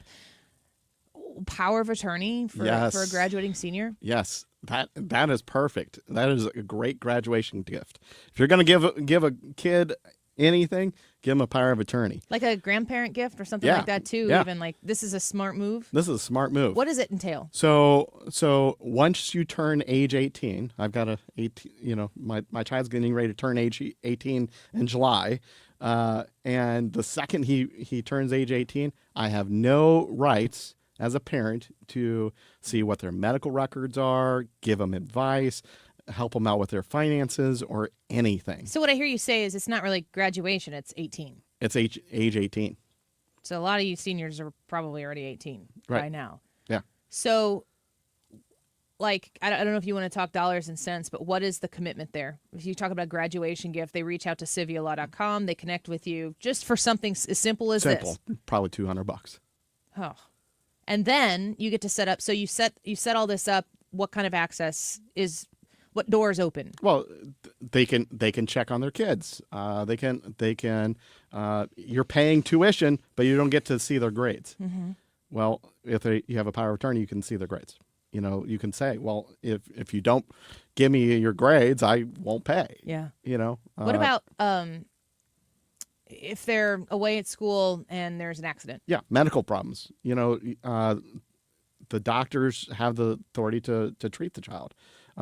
Because they are still a child, and they don't have to contact you to ask permission to deal with your kid. If they're in an accident, they're in an accident. You don't have the authority to advocate for your child anymore as of age 18. And for a couple few $100s, they can reach out to you, and all of that changes. That changes. Sounds like a really smart gift. Yeah. I like talking to Todd because I learn a lot. This is like a Saturday morning special. What is the matter with you? I was going to say something more profound, but I felt like that was it. Todd Sivia broke Ryan Wiggins. You turned him inside out, I Todd. was about to say, I was talking Ethan, to you I need before a you clip even of came that in. by the end of this hour. And I was like, nobody wants to hear the story about talking to you before you came in, so I just stopped there. But then you told the story about telling the story or not telling the story. Well, you made me. Is that all? Is that all you have? I was just talking out there, and I was asking very, very specific questions, and I'm like, oh, this is probably what you do with the client. I mean, this is what you're going to do. So I'm just sitting here talking to you about random stuff, and I'm like, what about this? Why don't you read Dale's question here? Okay. Dale says, if you have had a trust for 5 years, are your assets protected from the nursing home and Medicare takes over? So it depends upon what kind of trust. If it's a revocable versus irrevocable. But after, what does that mean? What's the difference? So a revocable means I can change it at any point in time. Who, you I have can, control. Yeah. The lawyer. The person who's trusted us. The clients. Yeah. Client can have full control. They have full control of their assets. And if you have full control of your assets, it is not Medicaid protected. So versus irrevocable, that's a whole different story. In irrevocable trust, you don't technically have control over those assets. You've assigned somebody else to be in control, and if they're in control, then that's and it's the difference is it's revocable. You can change it. Irrevocable, you can't change it. Get a lawyer, people. Yeah. Just listen to Ryan. I know one. Listen to Ryan's wonderful endorsement. I like Todd Sivia because I learned so much from him. He's smart. Sometimes Ryan, get your phone Sometimes I out. walk into those things deliberately. That Other wasn't it. times, I can tell. That was not You one had of a little bit of shame on your face. Ryan, get your phone out. Put this number in, 833-995-WILL. 833-995-WILL. I'll explain how the letters and the numbers correspond here on the break for you. 833-995-WILL. Todd Sivia, a great friend. Thank you for being with us today. No problem. Thank you so much. Yes, Ryan, anything else? We'll talk off air. SiviaLaw.com. We'll be right back. If you're a homeowner, it's time to upgrade your windows with Window World. Mark Cox here. I am a satisfied customer. I love the windows they put in my house, and there's a reason they're ranked number one in the number of windows sold in this country by Qualified Remodeler magazine. They have that lifetime warranty. It covers all the parts, the glass breakage, the labor. You don't have to worry about it anymore. And in over 20 years in business, they have improved the look and the thermal efficiency of over 76,000 customers in the greater St. Louis area. Window World is now offering 36 months, same as cash financing, with approved credit. And I think the customer service sets them apart from the rest of their competition. And they have an excellent track record with the Better Business Bureau. They've also raised a lot of money, over $3 million for local and national charities. So be sure and check them out. Call them at 314-993-1800. Tell them Mark Cox sent you. You can also go to windowworld.com. Don't get lulled into believing the IRS is getting soft. It's just the opposite. Hi, this is Lance Story with the Lance Story Law Firm. We are being told by IRS collection officers that their higher-ups are demanding that they get more aggressive than ever. So don't ignore them any longer. Level up. If you have unfiled returns, unpaid taxes, levies, or liens, call the Lance Story Law Firm today and let us get between you and the IRS. We'll protect your rights, including your right to appeal or even your right to take the IRS to tax court. Remember, IRS problems are legal problems, and they need to be handled by an expert attorney team who's done it for decades. So call the Lance Story Law Firm today. We're local. Our office is right here in St. Louis, or visit Lance, DRURY, law.com to schedule your free consultation with your local tax resolution law firm, the Lance Story Law Firm, 314-260-6120. The choice of a lawyer is an important decision and should not be based solely upon advertisements. Your home is your sanctuary. Get the peace of mind you deserve with a free estimate on a Generac home standby generator from Generator Supercenter. They're the nation's #1 Generac generator dealer. With expert installation and 24-hour monitoring, Generator Supercenter won't leave you in the dark. Financing is available. Take control of your power today with Generator Supercenter of St. Louis. Call 314-499-2020. That's 499-2020 or GeneratorSuperCenterofSt.Louis.com. That's GeneratorSuperCenterofSt.Louis.com. You've been listening to the very popular Wellness One for many years, Saturdays and Sundays on 97.1 FM Talk. We're happy to share that we've expanded the show to 4 times a week. Yes, 4 times every weekend. Saturday at 10 a.m., Saturday at 8 p.m., Sunday at 9 a.m., and Sunday at 2 p.m. It's the same great show designed to cut through the nonsense and provide you a common sense, science-based strategy for a healthy life. So join TJ and Aaron for Wellness One. Now 4 times a week on 97.1 FM Talk. KFTK FM Florissant from the Kaufman Townsley St. Louis's Injury Lawyers Studio. Call 314-500-5000. That's 314-500-5000. All on the free Odyssey app. Not enough hours in the day. I'm Lisa Brady, Fox News. That's how President Trump describes the number of countries wanting to negotiate new trade deals as he defends his use of tariffs. This is something that should have been done 25 years ago, and it wasn't. Should have been done 40 years ago, and it wasn't. But no president was willing to take it on, but you had to. It's not sustainable. It wasn't sustainable. The president holding a cabinet meeting a day after his tariff pause, which led to historic gains on Wall Street. Some Democrats in Congress want an investigation of possible stock manipulation. Today, stocks are back in the red. Right now, the Dow is down 960 points. The president's agenda advances in Congress, with the House passing a budget framework. Even though some Republicans remain concerned, there won't be enough spending cuts. After a long, drawn-out process of meetings and negotiations, a number of conservative Republicans say statements from Senate Majority Leader John Thune committing to $1.5 trillion in spending cuts help them get to yes on the budget resolution. We have a lot of United States senators who believe that is a minimum.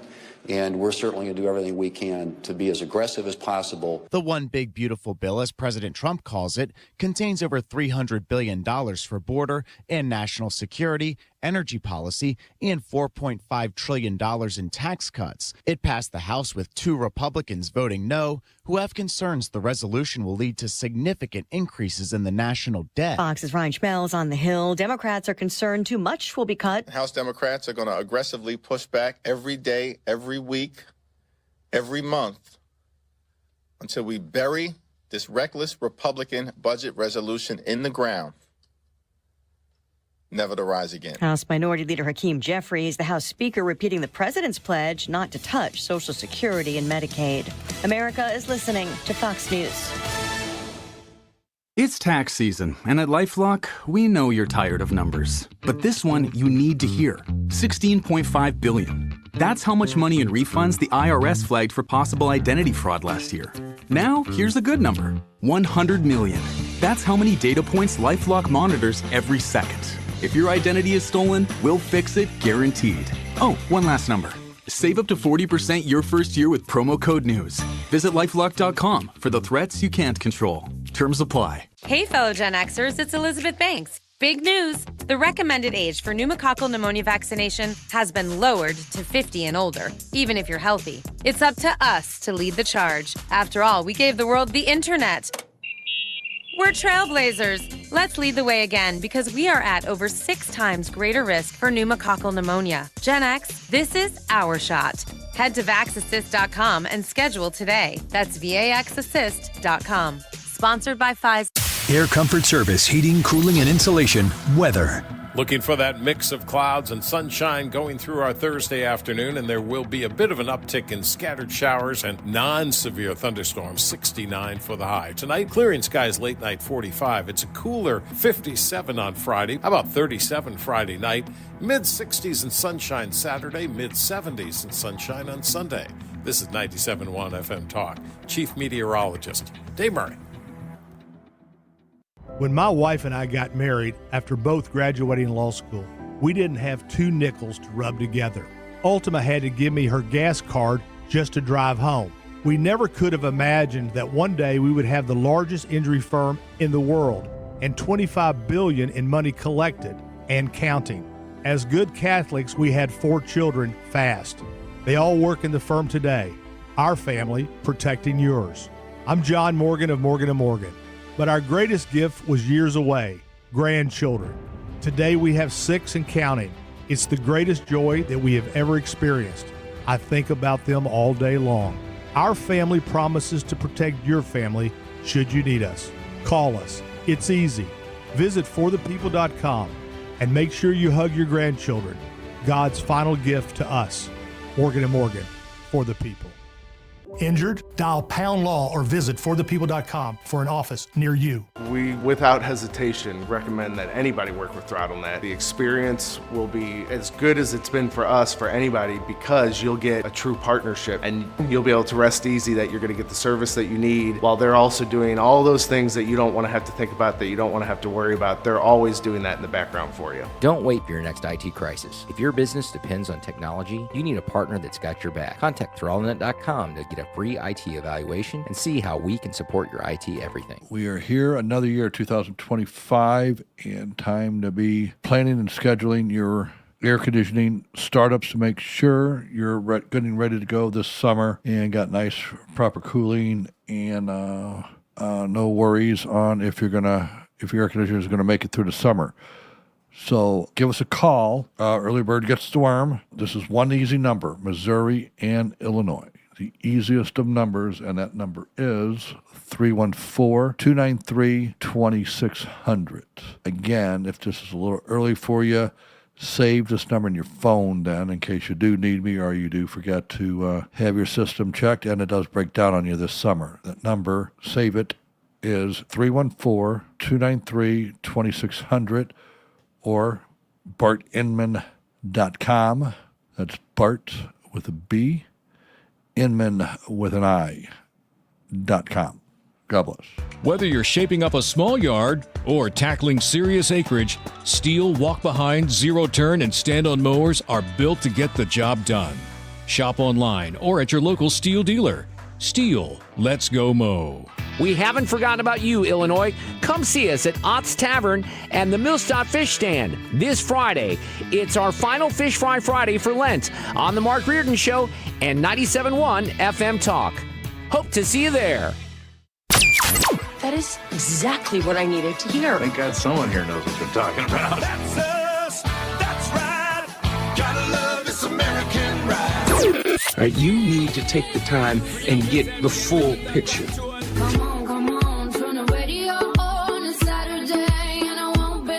Don't get me wrong, I love the ladies. I mean, they rev my engine, but they don't belong in the newsroom. It is Anchor Man, not Anchor Lady. What do you want from me?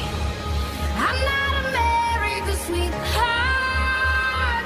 Goodness sake, kid. Keep your voice down. Your father's listening to the radio. I'm not America's sweetheart. This is the Annie Fry Show. Welcome back to the Annie Fry Show. It's great to have Todd Sivia in here. I mean, the amount of information we're able to talk in, we did 2 segments with him there, but even the stuff that he was helping Ryan with and some business ventures that you have, like this guy just knows such a broad amount of stuff. Yeah, I mean, I've been doing this business now for about 5 years. You know, in real, like I've had a house for a long time. Buying properties. But buying properties. Not your house since you live in. about 2021, and I always learn stuff. I listen to Del Walmsley actually a little bit, and he teaches you stuff every now and then. He's motivational mostly, but he teaches you stuff. But just in 5 minutes of talking to Todd, I'm like, I think I learned more in that 5 minutes of just asking like a basic question. He goes, well, then you want to do blah, blah, blah, blah, blah. And I'm like, that's why I would hire you, because I don't even know the words you're saying right now. Yeah. Say it slower, or let me hire you and you just do that for me. So Todd Sivia, SiviaLaw.com if you're interested. Our YouTube live chat poll is on the Annie Fry YouTube channel right now. So people will often ask me, I'll see in comments on the YouTube channel later, like, I don't see the poll anywhere. You have to go while we're live broadcasting now, which is now until 3 p.m. Central here. If you go to the YouTube channel, you'll see that there is a chat, a live chat you can participate in. Of course, throughout the course of the show, we always look at that and keep up with the group of people, fun group of people there, having a conversation with us as we move through the show. And in that live chat is where you can tell us today who will win, China, the United States, both or neither. As the days continue to move on here, it's like there's always something brewing. There's always something potentially different than before. So you got to really stay abreast of the situation to make sure you know what the latest is. This was from this morning on Fox. Well, I think his first goal always was to advantage American workers. Remember, when China entered the WTO, then for the next 15 years, real wages in the United States went down by about $1,200 cumulatively. So all those cheap products didn't make welfare better off for American citizens, because wages went down by more than prices because of the low demand for American workers. Right. And so what President Trump's been doing is he's been trying to drive up demand for workers, drive up wages, so that real welfare improves, and he's highly confident that this policy will accomplish it. Right. There's going to be a lot of disruption for China right now because they've been dumping cheap goods into the U.S. And doing so, I think, as a strategy that it has national defense implications. And so what's going on right now with China is that the ships that are filled with Chinese products don't know where to go. They're stuck in port. The factories that are making the Chinese goods are going to have to slow down because they don't have ships to load the stuff into. Right. And that's going to put a lot of pressure on China to stop its bad acting and to come to the table. Yeah. So when you're listening to Kevin Hassey, he's the National Economic Council Director there, explaining what's going on, I hear a lot of people on the left. I think Jessica Tarloff put this on her X account. She's like, Trump blinked or caved or something like that, suggesting that yesterday's move of a pause on the tariffs on the other countries, in conjunction, of course, with upping the tariffs to 125% on China, was some sort of, he couldn't hold his breath on it any longer. He had to do something. Do you think that move yesterday, did the situation play and China play exactly into Donald Trump's hand? Yes. Or did he cave? Oh, my gosh. When it was happening, I mean, we were live recovering this when it was happening, and I couldn't believe my eyes. He's simultaneously gathering all the countries around China into immediate conversations while lowering their tariffs for 90 days, not eliminating all tariffs. He's still got the 10% baseline tariff as a wall around the United States, so that's not going away. But removing that barrier temporarily from everybody but China. It's like the guy who had his arm pinned behind his back and then did that spin move, and now suddenly he's got the other guy's arm behind his back. It was a masterclass to watch, and you knew that he knew this the whole time. You didn't know exactly how it would play out, but none of us saw that he was going to immediately revoke all the rest of them other than China's for 90 days. And then to see, I saw that tweet you're talking about with from Jessica Tarloff. I thought immediately, it was grown. It was like, oh, President Trump blinked. He's capitulating to all the international pressure. And she's not the only one. It's like the chorus from the left. Yeah, that's what disappointed me is that when I saw her tweet, I thought, well, it's Jessica Tarloff. She's paid by Fox to be the leftist voice. That's what you do. So, okay. But then the mainstream media shouldn't also be saying the exact same thing. They're saying just leftist talking points. I even read some of the articles yesterday. It's clear that the authors of some of these articles are not financial people because they say things and they don't seem to know what they're talking about. That if I decided to play an expert on this, I could say things that looked good to my political party. That if they were as dumb on this stuff as I were, they'd be like, "Oh, yeah, that's right. She really nailed it." Which is exactly what the entire mainstream media did yesterday. It was so disappointing, but so expected. And one of the reasons why we're working hard to understand on the ground the Main Street line of what these tariffs are going to do for us, to us, whatever it might be, and bring in people like Stewie and talk about, mortgages and what's happening there and his broad understanding of the economy, but also Todd Sivia, somebody who understands long-term better than really any of us can think long-term. Did Donald Trump blink? You see the stock market today, it's in the red, it's not in the green. Here's more from this We have a morning. meeting today with all the top principals where we're going to present to the president a list of what we think his priorities might look like, and then I'm sure he's going to have his own ideas about where to move things. But I can tell you that we've already got offers on the table for more than 15 countries. 15 countries. Great. Now, that doesn't mean there's a deal, but it means that you've heard the much larger number for people who call and they want to talk. But there are specific offers on the table. I've been informed from USTR of about 15 countries right now. And so this is moving fast. The thing that I joked about when we said the 90-day pause is that we're going to go around the world in 80 days and have 10 days of rest. That's our plan. If you think about the deals that are being made right now, every single one of these deals is going to put the United States in a better position. Now, is Trump going to get, is America going to get as great of a deal as Donald Trump has said out loud, like it's going to be America first? And it's not just economic or monetary tariffs. There are some other things that are implemented against us where he talked about, were we listening to this on the air? Or did I hear this separately? I think we were listening to this on the air, where he was talking about if you wanted to export a car into Germany, Germany has some mechanisms to test whether or not your car is worthy to be sold in Germany. And they drop a bowling ball on your car from 30 feet above, and they're like, oh, there's a dent. You can't sell that here. That was on the air. That was on the air? Okay. Yeah. And it's, I didn't know that type of stuff happened. Is that an exaggeration? I don't know. But if it's just an analogy to how things are intentionally set up to be punitive to the United States, those types of things, those types of obstacles are going to be pulled out of the way. And that's why this isn't an issue that anybody had been talking about in the United States except Trump. So when Democrats say, well, we were against this, no, you weren't. You didn't even know it existed. When Republicans say, well, we were against this or for it, no, you weren't. You didn't even know this existed. This is entirely a Donald Trump issue. And so when he goes to the negotiating table, it is all the stuff you're talking about. These other countries, it's not just tariffs. They have all these weird laws and things to make the products in their company in their country more attractive. That's what they should be doing. But then you also have to go to the negotiating table and say, you're not going to do that anymore, or you can't do that in our country. Yeah. And that's what he's doing. He's doing this on the benefit of the American taxpayer, the American citizen, the American business owner. It's so shocking to me. It shouldn't be shocking, but it's so shocking to me to be on this side of the Biden-Trump presidencies and think about how much I really trust Donald Trump. I'm not smart enough to understand the extent of what he's doing. We talked about this a little bit earlier in the show, that he filled his cabinet with people who are communicators.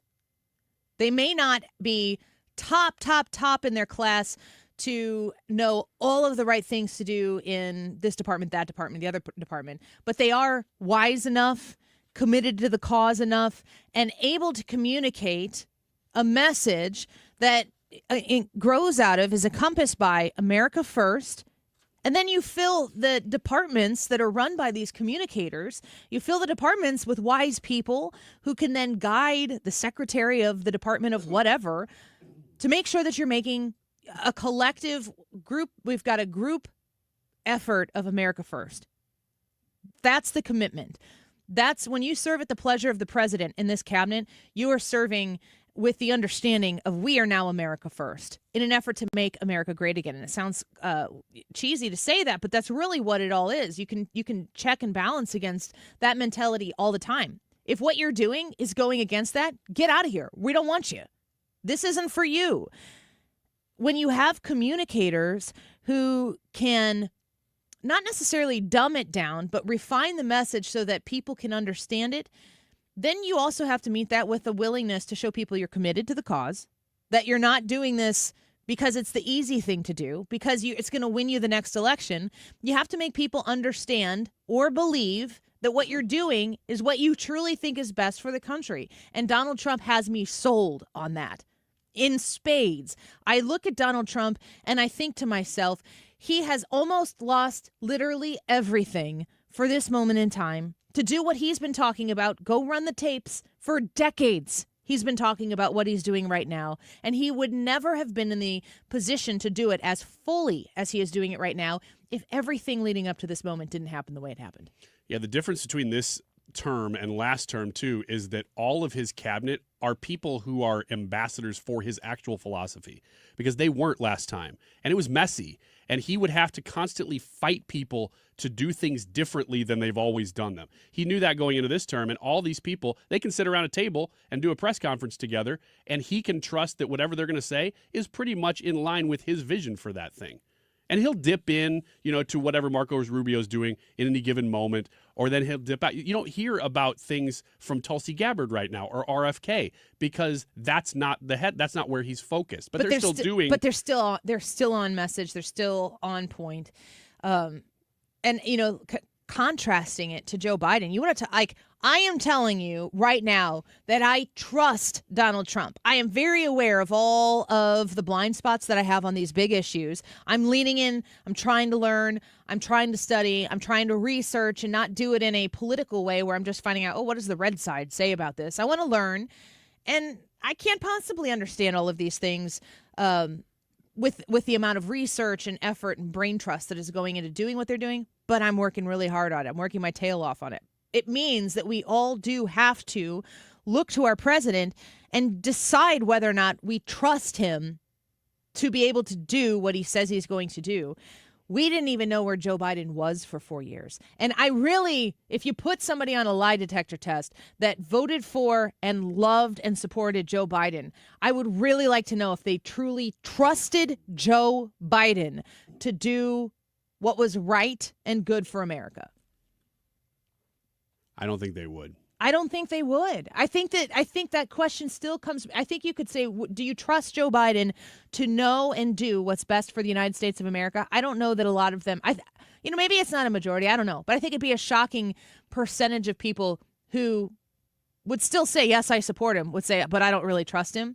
If you then ask the next question, is whatever Joe Biden has to offer, even if I don't trust Joe Biden, better than Donald Trump? Yes. And I think that would clear. I think that would be considered true. It's just amazing because you watch this guy, again, he dips into these different areas. Right now, he's really focused on the economy because he's doing all the tariff stuff. So he's talking a lot with Bessent, Treasury, and Lutnick, Commerce. But when he dips into these things, he's just doing them. And I don't mean to be a sycophant here and just be like, oh my gosh, Trump, amazing. But he really is just changing the way we even think about these topics in a way that we never thought, oh, this could be a thing. Mm-hmm. You had the conservative way of doing things, and he's not exactly that. He's busting all the narratives. This is a funny suggestion that I am tongue-in-cheek kind of interested in. Dotson says on our YouTube chat, Annie, you should have a poll that asks, are you okay with China's tariffs on the United States? Yes or no? Ooh, that's a tough question. That's a cheeky question, and I love cheeky. Well, that's tomorrow. I won't be here. An update from the Illinois State Legislature from State Representative Amy Ellick. The homeschool bill will not be heard this week on the House floor. The sponsor is going to keep working on it, but will not pass it during our deadline week this week. This is a huge win and made possible by the awesome families throughout Illinois who showed their opposition to this bill. So it is incremental gains there for the people looking to oppose the Homeschool Act.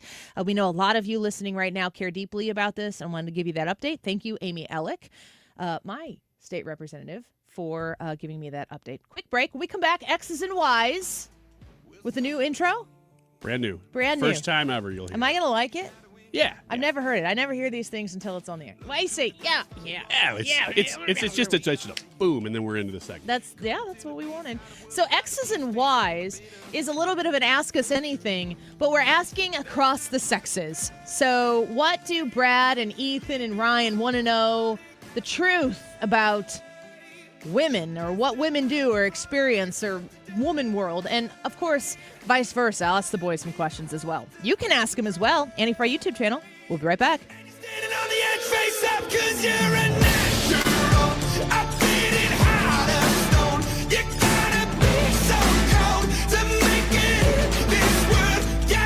You're listening to The Annie Fry Show. Find the podcast, on-demand audio, and more at 971talk.com/Annie. RulerFoods.com is going to help you with Easter dinner. That sounds lovely. I love Easter dinner. You have holiday dinners, and, they're all kind of special. Of course, Thanksgiving dinner is a big one. But Easter dinner, to me, is just one of the special ones. I think it's because it's spring, and it's just exciting. You have dinner. You can have it early, then you go out and play in the yard. If you're looking to feed your family, maybe bringing in some family members for Easter dinner, you got to stop by Ruler Foods to make sure that you're not overpaying for the delicious quality goods and products that you're going to be cooking up for your loved ones. You might expect for a family of 8 that you're going to pay over $50. Not at Ruler Foods. You can get it for less than $40 and still serve all those traditional Easter favorites: juicy ham, au gratin potatoes, fresh veggies, Hawaiian rolls, plus dessert, all for less than $40 when you shop at Ruler Foods. You can find the Ruler Foods closest to you by visiting them online. Just put your zip code in there. You can also schedule a delivery to have those savings shipped directly to your door. It's all there online at rulerfoods.com. Do you know what went down at the Viper Room the night River Phoenix died? Are you aware of how Steve McQueen escaped death at the hands of the Manson family? But what about the real-life brutal murder that inspired David Lynch's Twin Peaks? These stories and more are told in the Hollywoodland podcast, where true crime and Tinseltown collide. Follow and listen to Hollywoodland wherever you get your podcasts.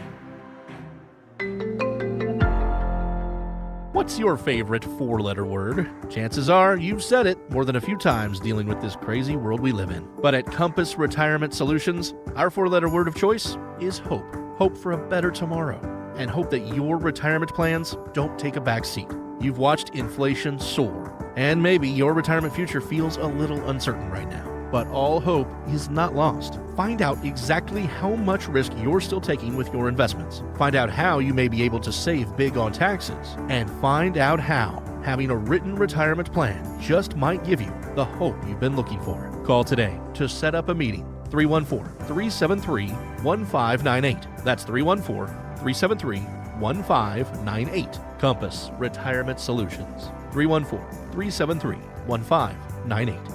Firm offers insurance services but does not provide tax advice. Investments and services offered through Compass Retirement Group, a registered investment advisory firm in Missouri and Illinois. Investing involves risk, including the potential loss of principal. Who has the most 5-star reviews in St. Louis, is the Post-Dispatch Window Retailer of the Year, J.D. Power Award winner 5 years in a row, and has the nation's best warranty coverage? Renewal by Andersen, that's who. Take advantage of our great April sale. Buy one window, entry door, or patio door and get the next 50% off with 0 payments and 0 interest for 12 months. Check it out at rbastl.com or call 314-332-1924. Renewal by Andersen, a better way to a better window. You're listening to the Annie Fry Show live from the Air Comfort Service Heating, Cooling, and Insulation Studio. Time to schedule your air conditioner service. Get your entire HVAC system checked for $19 a month with the preferred partner plan and be ready for the first heat wave. Visit aircomfortservice.com. For details and a list of all station contest rules, visit www.971talk.com/rules. Odyssey.com is a universe of audio, and it's where you can download the app to stream 97.1 FM Talk. The Odyssey app. Download it today and stream anytime from anywhere. Where St. Louis comes to talk. 97.1 FM Talk.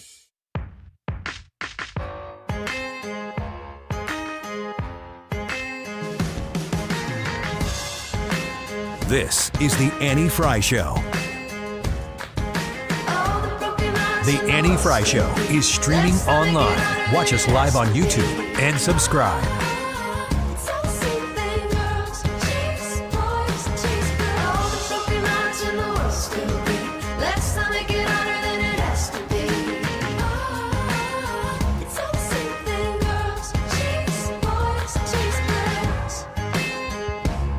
is this on purpose? No, I mean, yes, it totally is. You're kidding me. This is not on purpose? No, it was total coincidence, I swear. We're doing a segment called X's and Y's about what girls and boys don't know about each other, and you play Girls Chase Boys, and it's an You want accident? to know the more sad part is that I actually thought to myself, like, would there be anything good that I could put in that spot you're for like, a brief moment? nope. And then I was like, no, nothing. And then I just coincidentally used this. X's and Y's. You like that? How much time did you put into that? A couple minutes. We just played that song the other day too. I am impressed that you got him to say X's and as well, because I was going to wait for you to just be like, Y's. No, I sent that to Big Voice Guy. I know. Took some time. Yeah, an effort. You probably had to pay him like $3,000 for that little Comes out of my ditty. paycheck every single time, too. All $3,000? That's terrible. You want to, in your mind, you want to explain what X's and Y's is? X's and Y's is a segment where the boys get to ask the girl, because there's just one in the room. I need Trisha to be free when we do this in the Yeah, you future, do. but she had a meeting, which is why she's not here for Annie. Are you okay? The boys get to ask the girl questions about what being a girl is like. And the girl gets to ask the boys questions about why boys do things that they do. Yes, stuff that like you that. don't know. Last time we did this, we've only done this one other time. We are taking your questions in the YouTube chat. If you are itching to know something about the opposite sex and you just have never really had the opportunity to ask a weird question. Last time Ryan asked me one that I thought was a really good question is, what's it like to change your name? And we discussed that, and I asked them, what's it like to just stand next to someone and pee? Still don't really. And then we had the conversation, and we learned not to compliment your neighbor's watch. Yeah, you don't look at their watch. And at get their caught. watch. At their watch. Yeah. Even if you're like, I need to know what time it is Bro, right now. That is a Rolex. Don't look. Don't look at that Rolex right now. It's a faux Lex. I'll tell you. All right. watch. Brad, you said, all right, boys. He's got a big face. Brad. Man, if there isn't an obvious difference in the sexes, I don't even know. Man, how do you even wind that thing? Okay, stop it. Bradley, get it back on track. Okay. Whew. How important is a purse to a woman, and how long could you go without carrying one? I hate carrying a purse. Don't love a purse. If you notice, my phone has a wallet attached to the back of it because I don't like to carry a purse. I think that a purse can be a necessity. It's a mechanism of utility, or it's like, this is my fill in the blank bag here. You got a Louis and you want to carry that around because you want people to see it and you love it and it makes you very happy. I am not a purse person. I am not I don't, in my mind, and one day maybe I'll have a really fancy purse and I will understand it then, but I am nowhere near there. The thought of sinking like 4 figures of money into a bag. Is it a status symbol? Oh my gosh. Yes. Yes. I would not have known No, that. I was thinking of this from a utilitarian standpoint. Google right now, Louis Vuitton. Do you know how to spell that? Louisvuitton. Louis. That's exactly right. Love that song. Bag. And then you could click on the shopping link and look at some of the prices on these bags. Oh, yeah. Just what came up starts at $2,000. Yeah. And I mean, the bag is probably this big. It probably would hold a big phone. Maybe. I bet the zipper breaks just as easily. Well, and it gets taken care of. You get it's like a take it to the BMW dealership. maintenance plan. Gotcha. No, you definitely. But do girls look for that on other girls? Because to me, what I'm picturing as a guy is it's girls. It's a status symbol among women, I would say. If you have if a girl has a purse that I notice, I'm probably noticing that she also has a lot of other things, like she's wearing heels and she looks a certain way. Do you know what it means to have red soles on your shoes? No. Red sole shoes. I've heard of this. Yeah. Google that too. Cost of those shoes. I will look it up. As Kate, far as Kate I understand says, it Annie, means... TJ Maxx. Yes, I have had nice purse. I've had a Coach purse. I mean, that's like a probably low high end purse. I don't know. Purse? Coach's brand. Like the show with Yes. Craig T. Nelson? It's got his face all over it. Huge. You should get one for your wife. She will. I can't. I got you a Coach purse. I wish I could make that happen. That would be amazing. I wish I could make that happen. With a straight face. That would be the best worst gift Andy said ever. this is top of the line. What? I'm trying to do right by you, honey. I got you a Craig T. Nelson. I'm so lost. He doesn't know coaches. You're too young, dang it. Oh, never mind. Look up this shit. Just look up Craig T. Nelson and imagine that guy's face all over your purse. It was a and sit. picturing that. Oh, that guy. That guy. Yeah, it's a high school or I think college. he's Mr. Incredible, isn't he? Yeah, he's the voice of Mr. Incredible. But he's the. It's a show about a college football coach. I remember literally it. called Coach. I never really got to watch it. I think there was maybe some too mature for my younger eyes at the time. I don't know. Was it? I don't little know. It was tongue-in-cheek? just like a real standard sitcom. I knew him went from over The my head. Proposal. Okay, I've got a question. Unless you guys want any more information on coaches or on purses. Go on, and then we'll come back to it. Okay. Romantic comedies.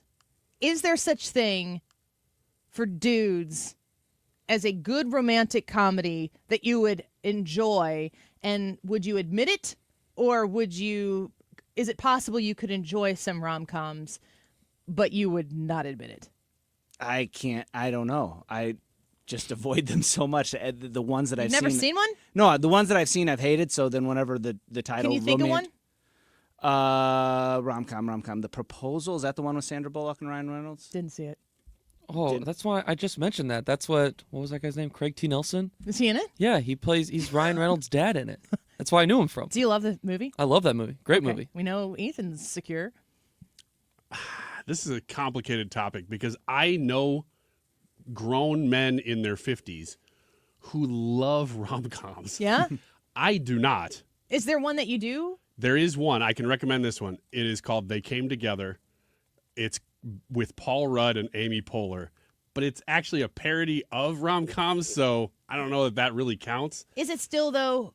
Is it still a rom-com? It is, but it's using all the conventions of a rom-com. Sounds to me like it's a rom-com that's not taking itself seriously. It's very much not taking itself seriously. They start kissing at one point, and they end up like just destroying their apartment because it's like the Leslie Nielsen version of a rom-com.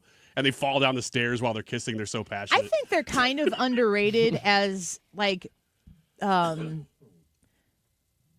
passers. Like if you're sitting on the couch, somebody here said, Joe said 50 First Dates at least has some Sandler. I was going to say that one. I like that one. I love Adam Sandler. They're all the same movie. We've talked about this before. Adam Sandler gets his friends together, goes to a tropical vacation, has a complicated relationship story that ends up happy. I'm okay with that every time. Even if he's having a new relationship with an actress that was in the last one. I don't care. I don't have any reason to hate it. I just don't care about it. I don't want to watch it. It's so boring. The having it on kind of thing, I very much understand that. Yeah. But for me, that's just a random crappy sci-fi movie. For me, you're saying that's what you would just have on. Just have on. Yeah. For me, a romantic comedy is something that if I'm sick and I'm home by myself one day and I can lay on the couch and 50 First Dates comes up, or Blended is another Adam Sandler, Drew Barrymore. Good one. That's really good. It's so funny. Terry Crews in that is so funny. Mm-hmm. He's in all of them. Yeah, it's just Uncut Gems. I like them, but I feel like rom-coms is something that. In my mind, I'm thinking men don't hate them as much as they're constantly reminding you about how much they suck. I do know guys like that.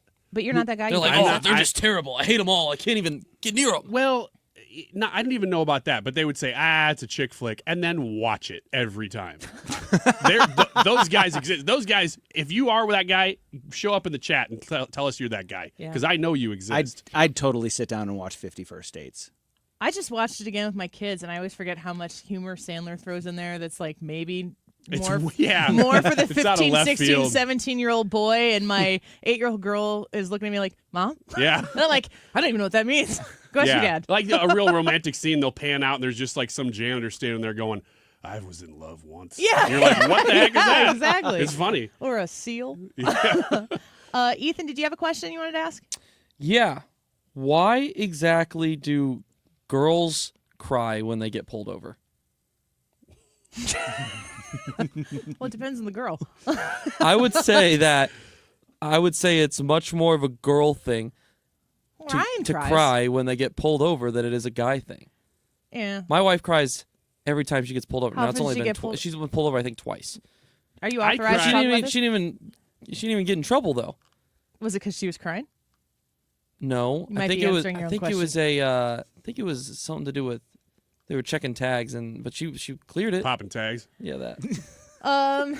I think that I know I haven't ever cried getting pulled over, and I've had a few tickets in my lifetime, but I don't have any like great stories. But I think for women to cry is an emotional reaction. Like for something like that, for me, if I were having a really bad day or just a stressful day or sets you something over like the that, edge. that my emotional reaction in that instance just might, like, that's just how the emotion comes out. Mm-hmm. I know people who would cry to get out of a ticket and have, but I would never be. I would laugh at myself if I tried to do that. So I cry every time I get pulled over, but it's because you're so happy. I back the blue so much that I feel like it's an honor That's why you speed. that So you can meet them. Yeah, I want to meet them. I want to be a part of their day and Yeah. let them know that I support their mission. Just so happy to See be the here lights? with Yes! you right now. I mean, I was out of line. I'm like, sir, I'll salute. I'm just weeping. Sir, put your hands on the wheel. Ryan, question. Okay. Do women still refer to their friends as girlfriends? Is that okay? Because it ain't okay for guys to refer to a boy as their boyfriend. I'm gonna hang with my boyfriends tonight. See? That doesn't sound right. I think it's a lot simpler for guys as they grow up to say, I'm going to hang out with the boys.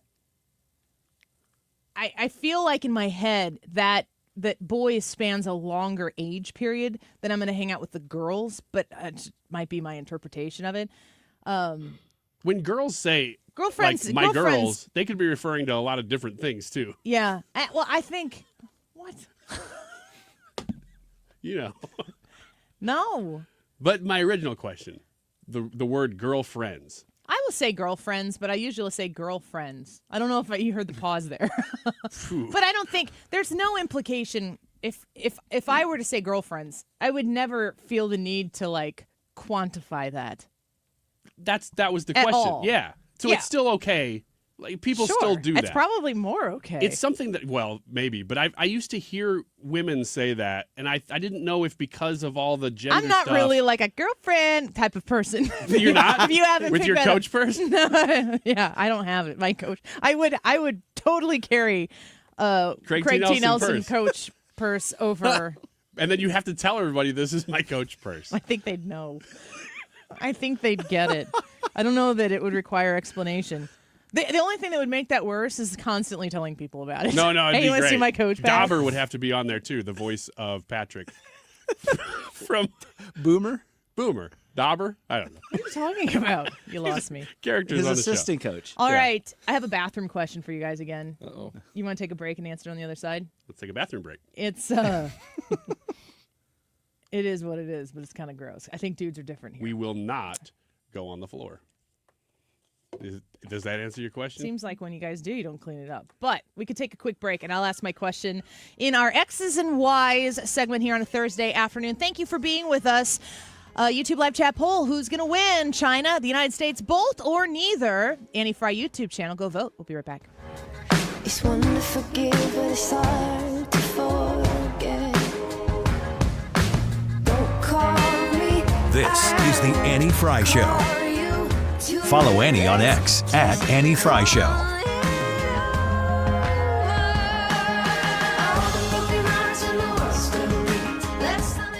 TheDiamondShop.net. I want you to understand that you can go to the website and learn all about the details of where they are in Clayton, why they have been so successful as a family-owned and operated business, helping generations of families in St. Louis since 1910. That's quite a long time. Right now, you can save when you go into the Diamond Shop on in-stock jewelry, 30% off all in-stock jewelry throughout the course of the month.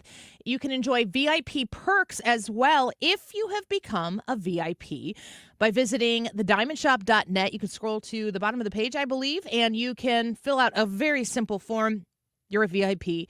When you become a VIP during the month of April, you're going to receive a free travel jewelry case with your purchase of $100 or more, and enjoy, as the month's birthstone, April Diamonds, 40% off all diamond in-stock jewelry to celebrate those birthdays. If you're looking for a Mother's Day gift, if you're looking to pop the question, this might be the perfect time to get a wonderful price on top quality jewelry. You can also right now pay attention through April 19th, out with the old and in with the new, making room for new spring stock. Red Tag merchandise will be up to 70% off. VIPs can get an extra 10% off all Red Tag merchandise, including Movado. Online at thediamondshop.net. Ready for instant curb appeal that comes with a 25-year transferable warranty? Call Rhino Shield today. We do brick, block, stucco, asbestos, aluminum, steel, cedar, and more. Over the past 20 years, we've done thousands of homes, businesses, churches, schools, condos, parking garages, large metal buildings, and strip malls, from Champaign to the Lake of the Ozarks. We do flat and sloped metal roofs to extend their lives too. Proud to be veteran-owned and manufactured in the good old USA, so we're tariff-free. We're exceeding expectations every day. Evaluations are free. A+ rated with the BBB and a lot of 5-star Google reviews. Call 877-25-RHINO, 877-25-RHINO, or 877-25rhino.com. See what we did there? Genius.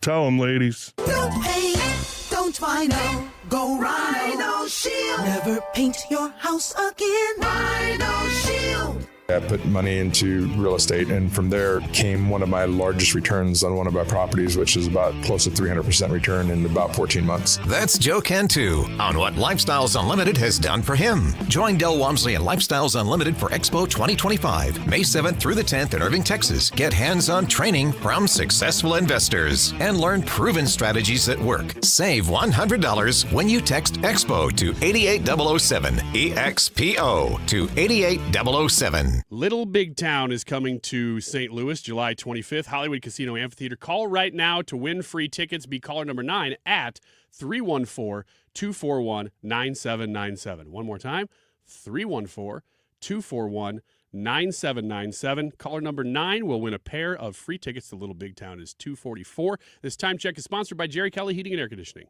It's time for a $98 AC tune-up. Good afternoon. Mark Reardon getting set to go here on a Thursday. President Trump had a cabinet meeting that was very public earlier today. We'll have some audio from that. Also, our constitutional expert, Ilya Shapiro, is in town for a talk at Wash U tonight, and he'll be in the studio with us coming up at 3:25. Hang in there.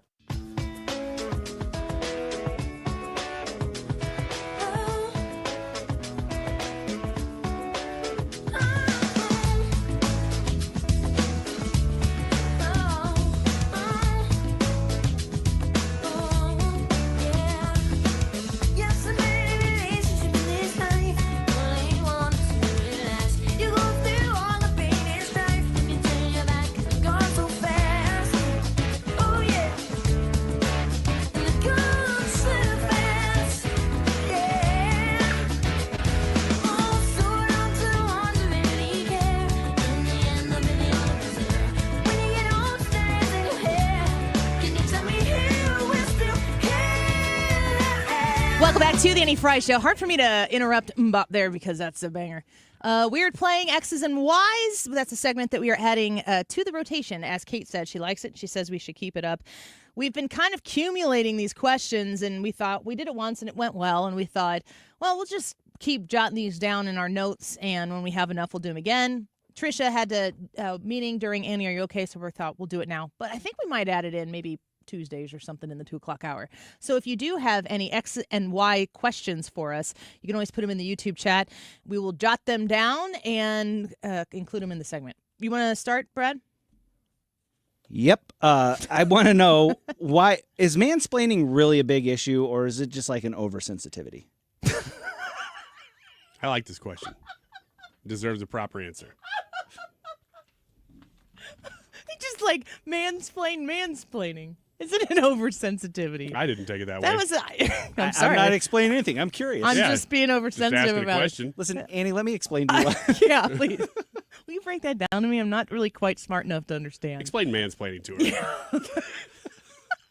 Brad, real quick. Kate gets it. Can you? No, don't say it again. Mansplaining happens.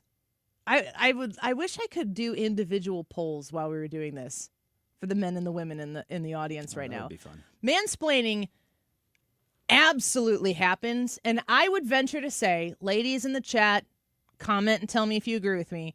Mansplaining happens quite a bit, but I would say 25% of the time, it's because the man is actually being arrogant about it. 75% of the time it's happening. You needed to know the info. No. There's the 25%. No. Yeah. 75% of the time, it's a man who's trying to be helpful.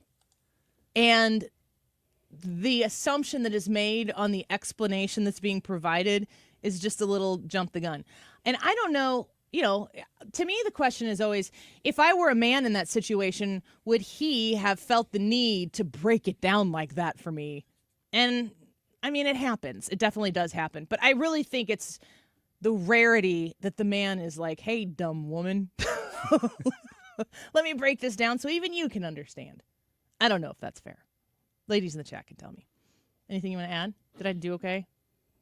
I mean, there's some things I could probably explain. Here's my question, the bathroom question. You go into the bathroom, you have to go really super bad. You go to the toilet and there's something in it. Do you use the toilet?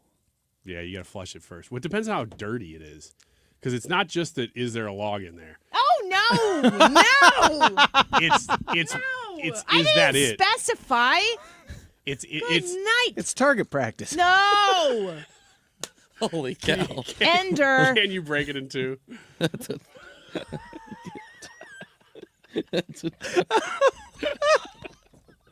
You wanted the answer. It was yours. This is both the worst and best You guys are segment ever. mansplaining to me turds in the toilet. You asked. I didn't know. That's not what I asked. This is That's not exactly what I what you asked. asked. No. All I asked was, do you use the toilet? You just started explaining how you use the toilet. What's the alternate option? Maybe there's a piece of toilet paper in there. Maybe there's urine in the toilet. Okay, you flush it. Yeah, I know. Like what? I don't see what's so. What else do you do? Would girls what not? do you do if that happens? I'm not using that toilet. You're not using it if there's anything in it. Correct. Wait, Like, so what if it's a Tic Tac? How do I know where it came from? There? Well, I'm just saying. Wait, but what's the difference? Just flush the toilet. Yeah, what's the difference between it being flushed 2 minutes earlier by someone else? It wasn't my business. So it just grosses not you my out job. more If than I anything. go into a bathroom and the toilet is presented in the way it's supposed to be presented, it's like fresh, and I am the first person to use it. But it's not. But here's the thing, though, Yeah, too. but if it's the alternative, then I know for a fact that I am not in detail. But the like first we person to know use it. either way that it was used. Nobody else. But uses here's it. the other thing, though, too. There's a certain risk factor depending on how much is in the toilet. Because if you go to flush, you might make a huge mess. Yeah. Oh my God! Maybe if Yeah, like 'cause someone so- just so, like- encountered like World War II before you or something like that. I'm just saying, that, like, you'll go in and there'll be loads of toilet paper in there or something like that. And you're And like, at that uh-oh. point, you're like, I'm not. Yeah, because if you flush it and the thing starts overflowing, It's on you. now it's on. Yeah, you got to figure it You're out. the one that blew up the bathroom. Yeah, because the person before you, in those situations, a lot of times they probably did try, and then they were like, Yeah, abandon ship. true. Yeah, If it got it's up to the bad- edge and then if went back it's- down. if They're like, it's- forget that. If it's really bad, then maybe in that situation, I'm probably not using it. Yeah. I don't. If I can't flush it, then I don't know if I'm. But if using it's it. just Probably a little not. bit of something or other in there, flush and go. Yeah. What was your question again? I don't remember. That's so terrible. Kate online says you brought this up. You capital. Kate, I apologize to all. Next question. Okay. Do women really like pink? Oh, Wow. I One hate- extreme to the other. I hate pink. It's the worst. Really? That's not true. You see that water bottle? Because she's drinking out of a pink water bottle. I think she it's did a that great on gag purpose. for the She YouTube. traffics in irony. No, I don't. I don't at all. It's the worst color. Now that she's brushing her hair like a girl with a pink brush. I'm starting to think she's doing this on purpose. I am too. I like hot pink. Soft pink sucks. Why? What about bland Because it's pink? lame. Oh, wow. What about boring pink? No. Be that's white or soft be pink. pink. Yeah, I know. He does. You got to explain it to him. Same thing, Ryan. Explain it to him like he's a woman. Pink. I don't. Ryan! All I know is pink colors, and I ain't ever painted anything pink. So I don't know the differences between pinks. I know the Hot difference pink is between a great. cold blue and a cobalt. Here's a question right back to you. Do men hate pink? Yes. Wait, they do? Ethan, let's ask the man in the room. Sorry, Brad. Dang, okay. It was supposed to be a shot at Ryan. Remember those, I don't know, when I was growing up, there was always those couple of kids that wore the shirt that said real men wear pink. Yeah. Did you guys have those growing up? No. Wasn't it Ryan like wears a breast that, cancer but under awareness his shirt. What'd you say? Wasn't it a breast cancer awareness shirt or something? Ooh, like now that? you're insensitive. Not the one that I saw. Okay. Mine was probably like a Hollister shirt that I saw. Ethan on YouTube said Annie has clearly never had to use a Johnny on the spot. Most of the that's time. a whole different story. You want to talk about gender inequality? Talk about the freaking Johnnies on the spot because you don't. I mean, They're not different. They're the same. the way you pee in it is different. The way It's you true. pee, yeah, the way you pee There's is way less care, well, I feel do like. you sit down? I can't say. I feel like I have- literally can't remember. I gotta go do it. I feel like in a porta potty, I feel like there is no regard for anyone else No. whatsoever. Oh no, it's You guys just are doing like the you're the last merry-go-round person. ring on the It's like, rosy in there, and then I'm supposed to get go in, in and get out. figure out where to go. Get in, get out. and Here's a tip. Forget what else happens. For women, because men already know this, if you walk up to a porta potty and the red sign is on, which means there's somebody in there, and you can hear inside somebody going, whoa, whoa, whoa. Skip that one. Skip that one. Pee Go to the your next pants. one. Yep. Has that occurred for you, Ryan? My son, legitimately, my 6-year-old at the time son, we were at a fair or something, and we walk up to a porta potty, and he's like, "Oh, I hate going to these." And I'm like, "Get used to it, man. Everybody in the world hates going to these things." And he goes, "I think when I'm older, I'm going to come up with a business, and it's going to be luxury porta potties." And I'm like, "Dude, I think there's a real business idea right there. I don't know what that looks like. Like, I don't know if you walk in and it's all marble."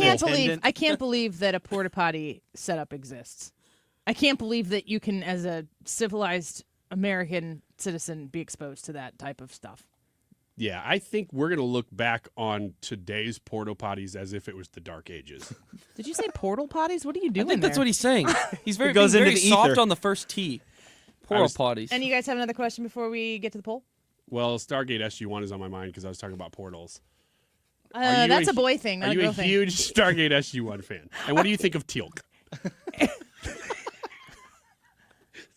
7. 7 of 9? 8. Okay, 6, maybe 7.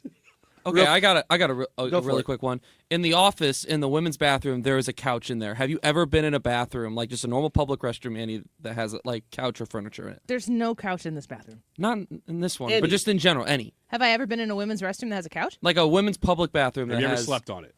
no, not that. That has furniture or a couch. Oh, yeah. In That's- like a nice hotel and stuff.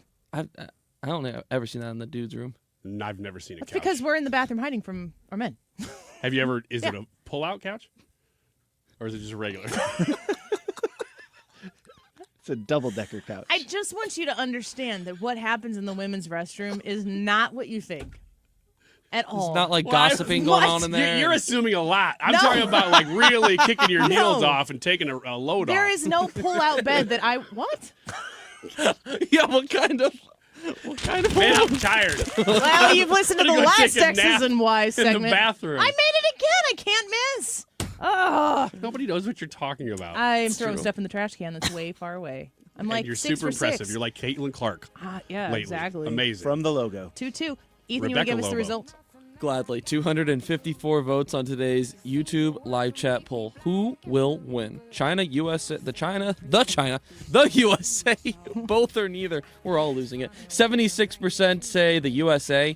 Only 6% say China. 11% say both, and 7% say neither. All right. Well, it looks like 87% think the United States certainly isn't the loser in the factor. That's pretty good. Thanks for being with us here today. I think you boys have Brad Young tomorrow? Brad Young tomorrow, Brad Young. and then the Manny Fry Show Monday, Tuesday. I'll be back on Wednesday for the rest of the week, so keep it right here. Mark Reardon is taking us into the afternoon. Don't go away.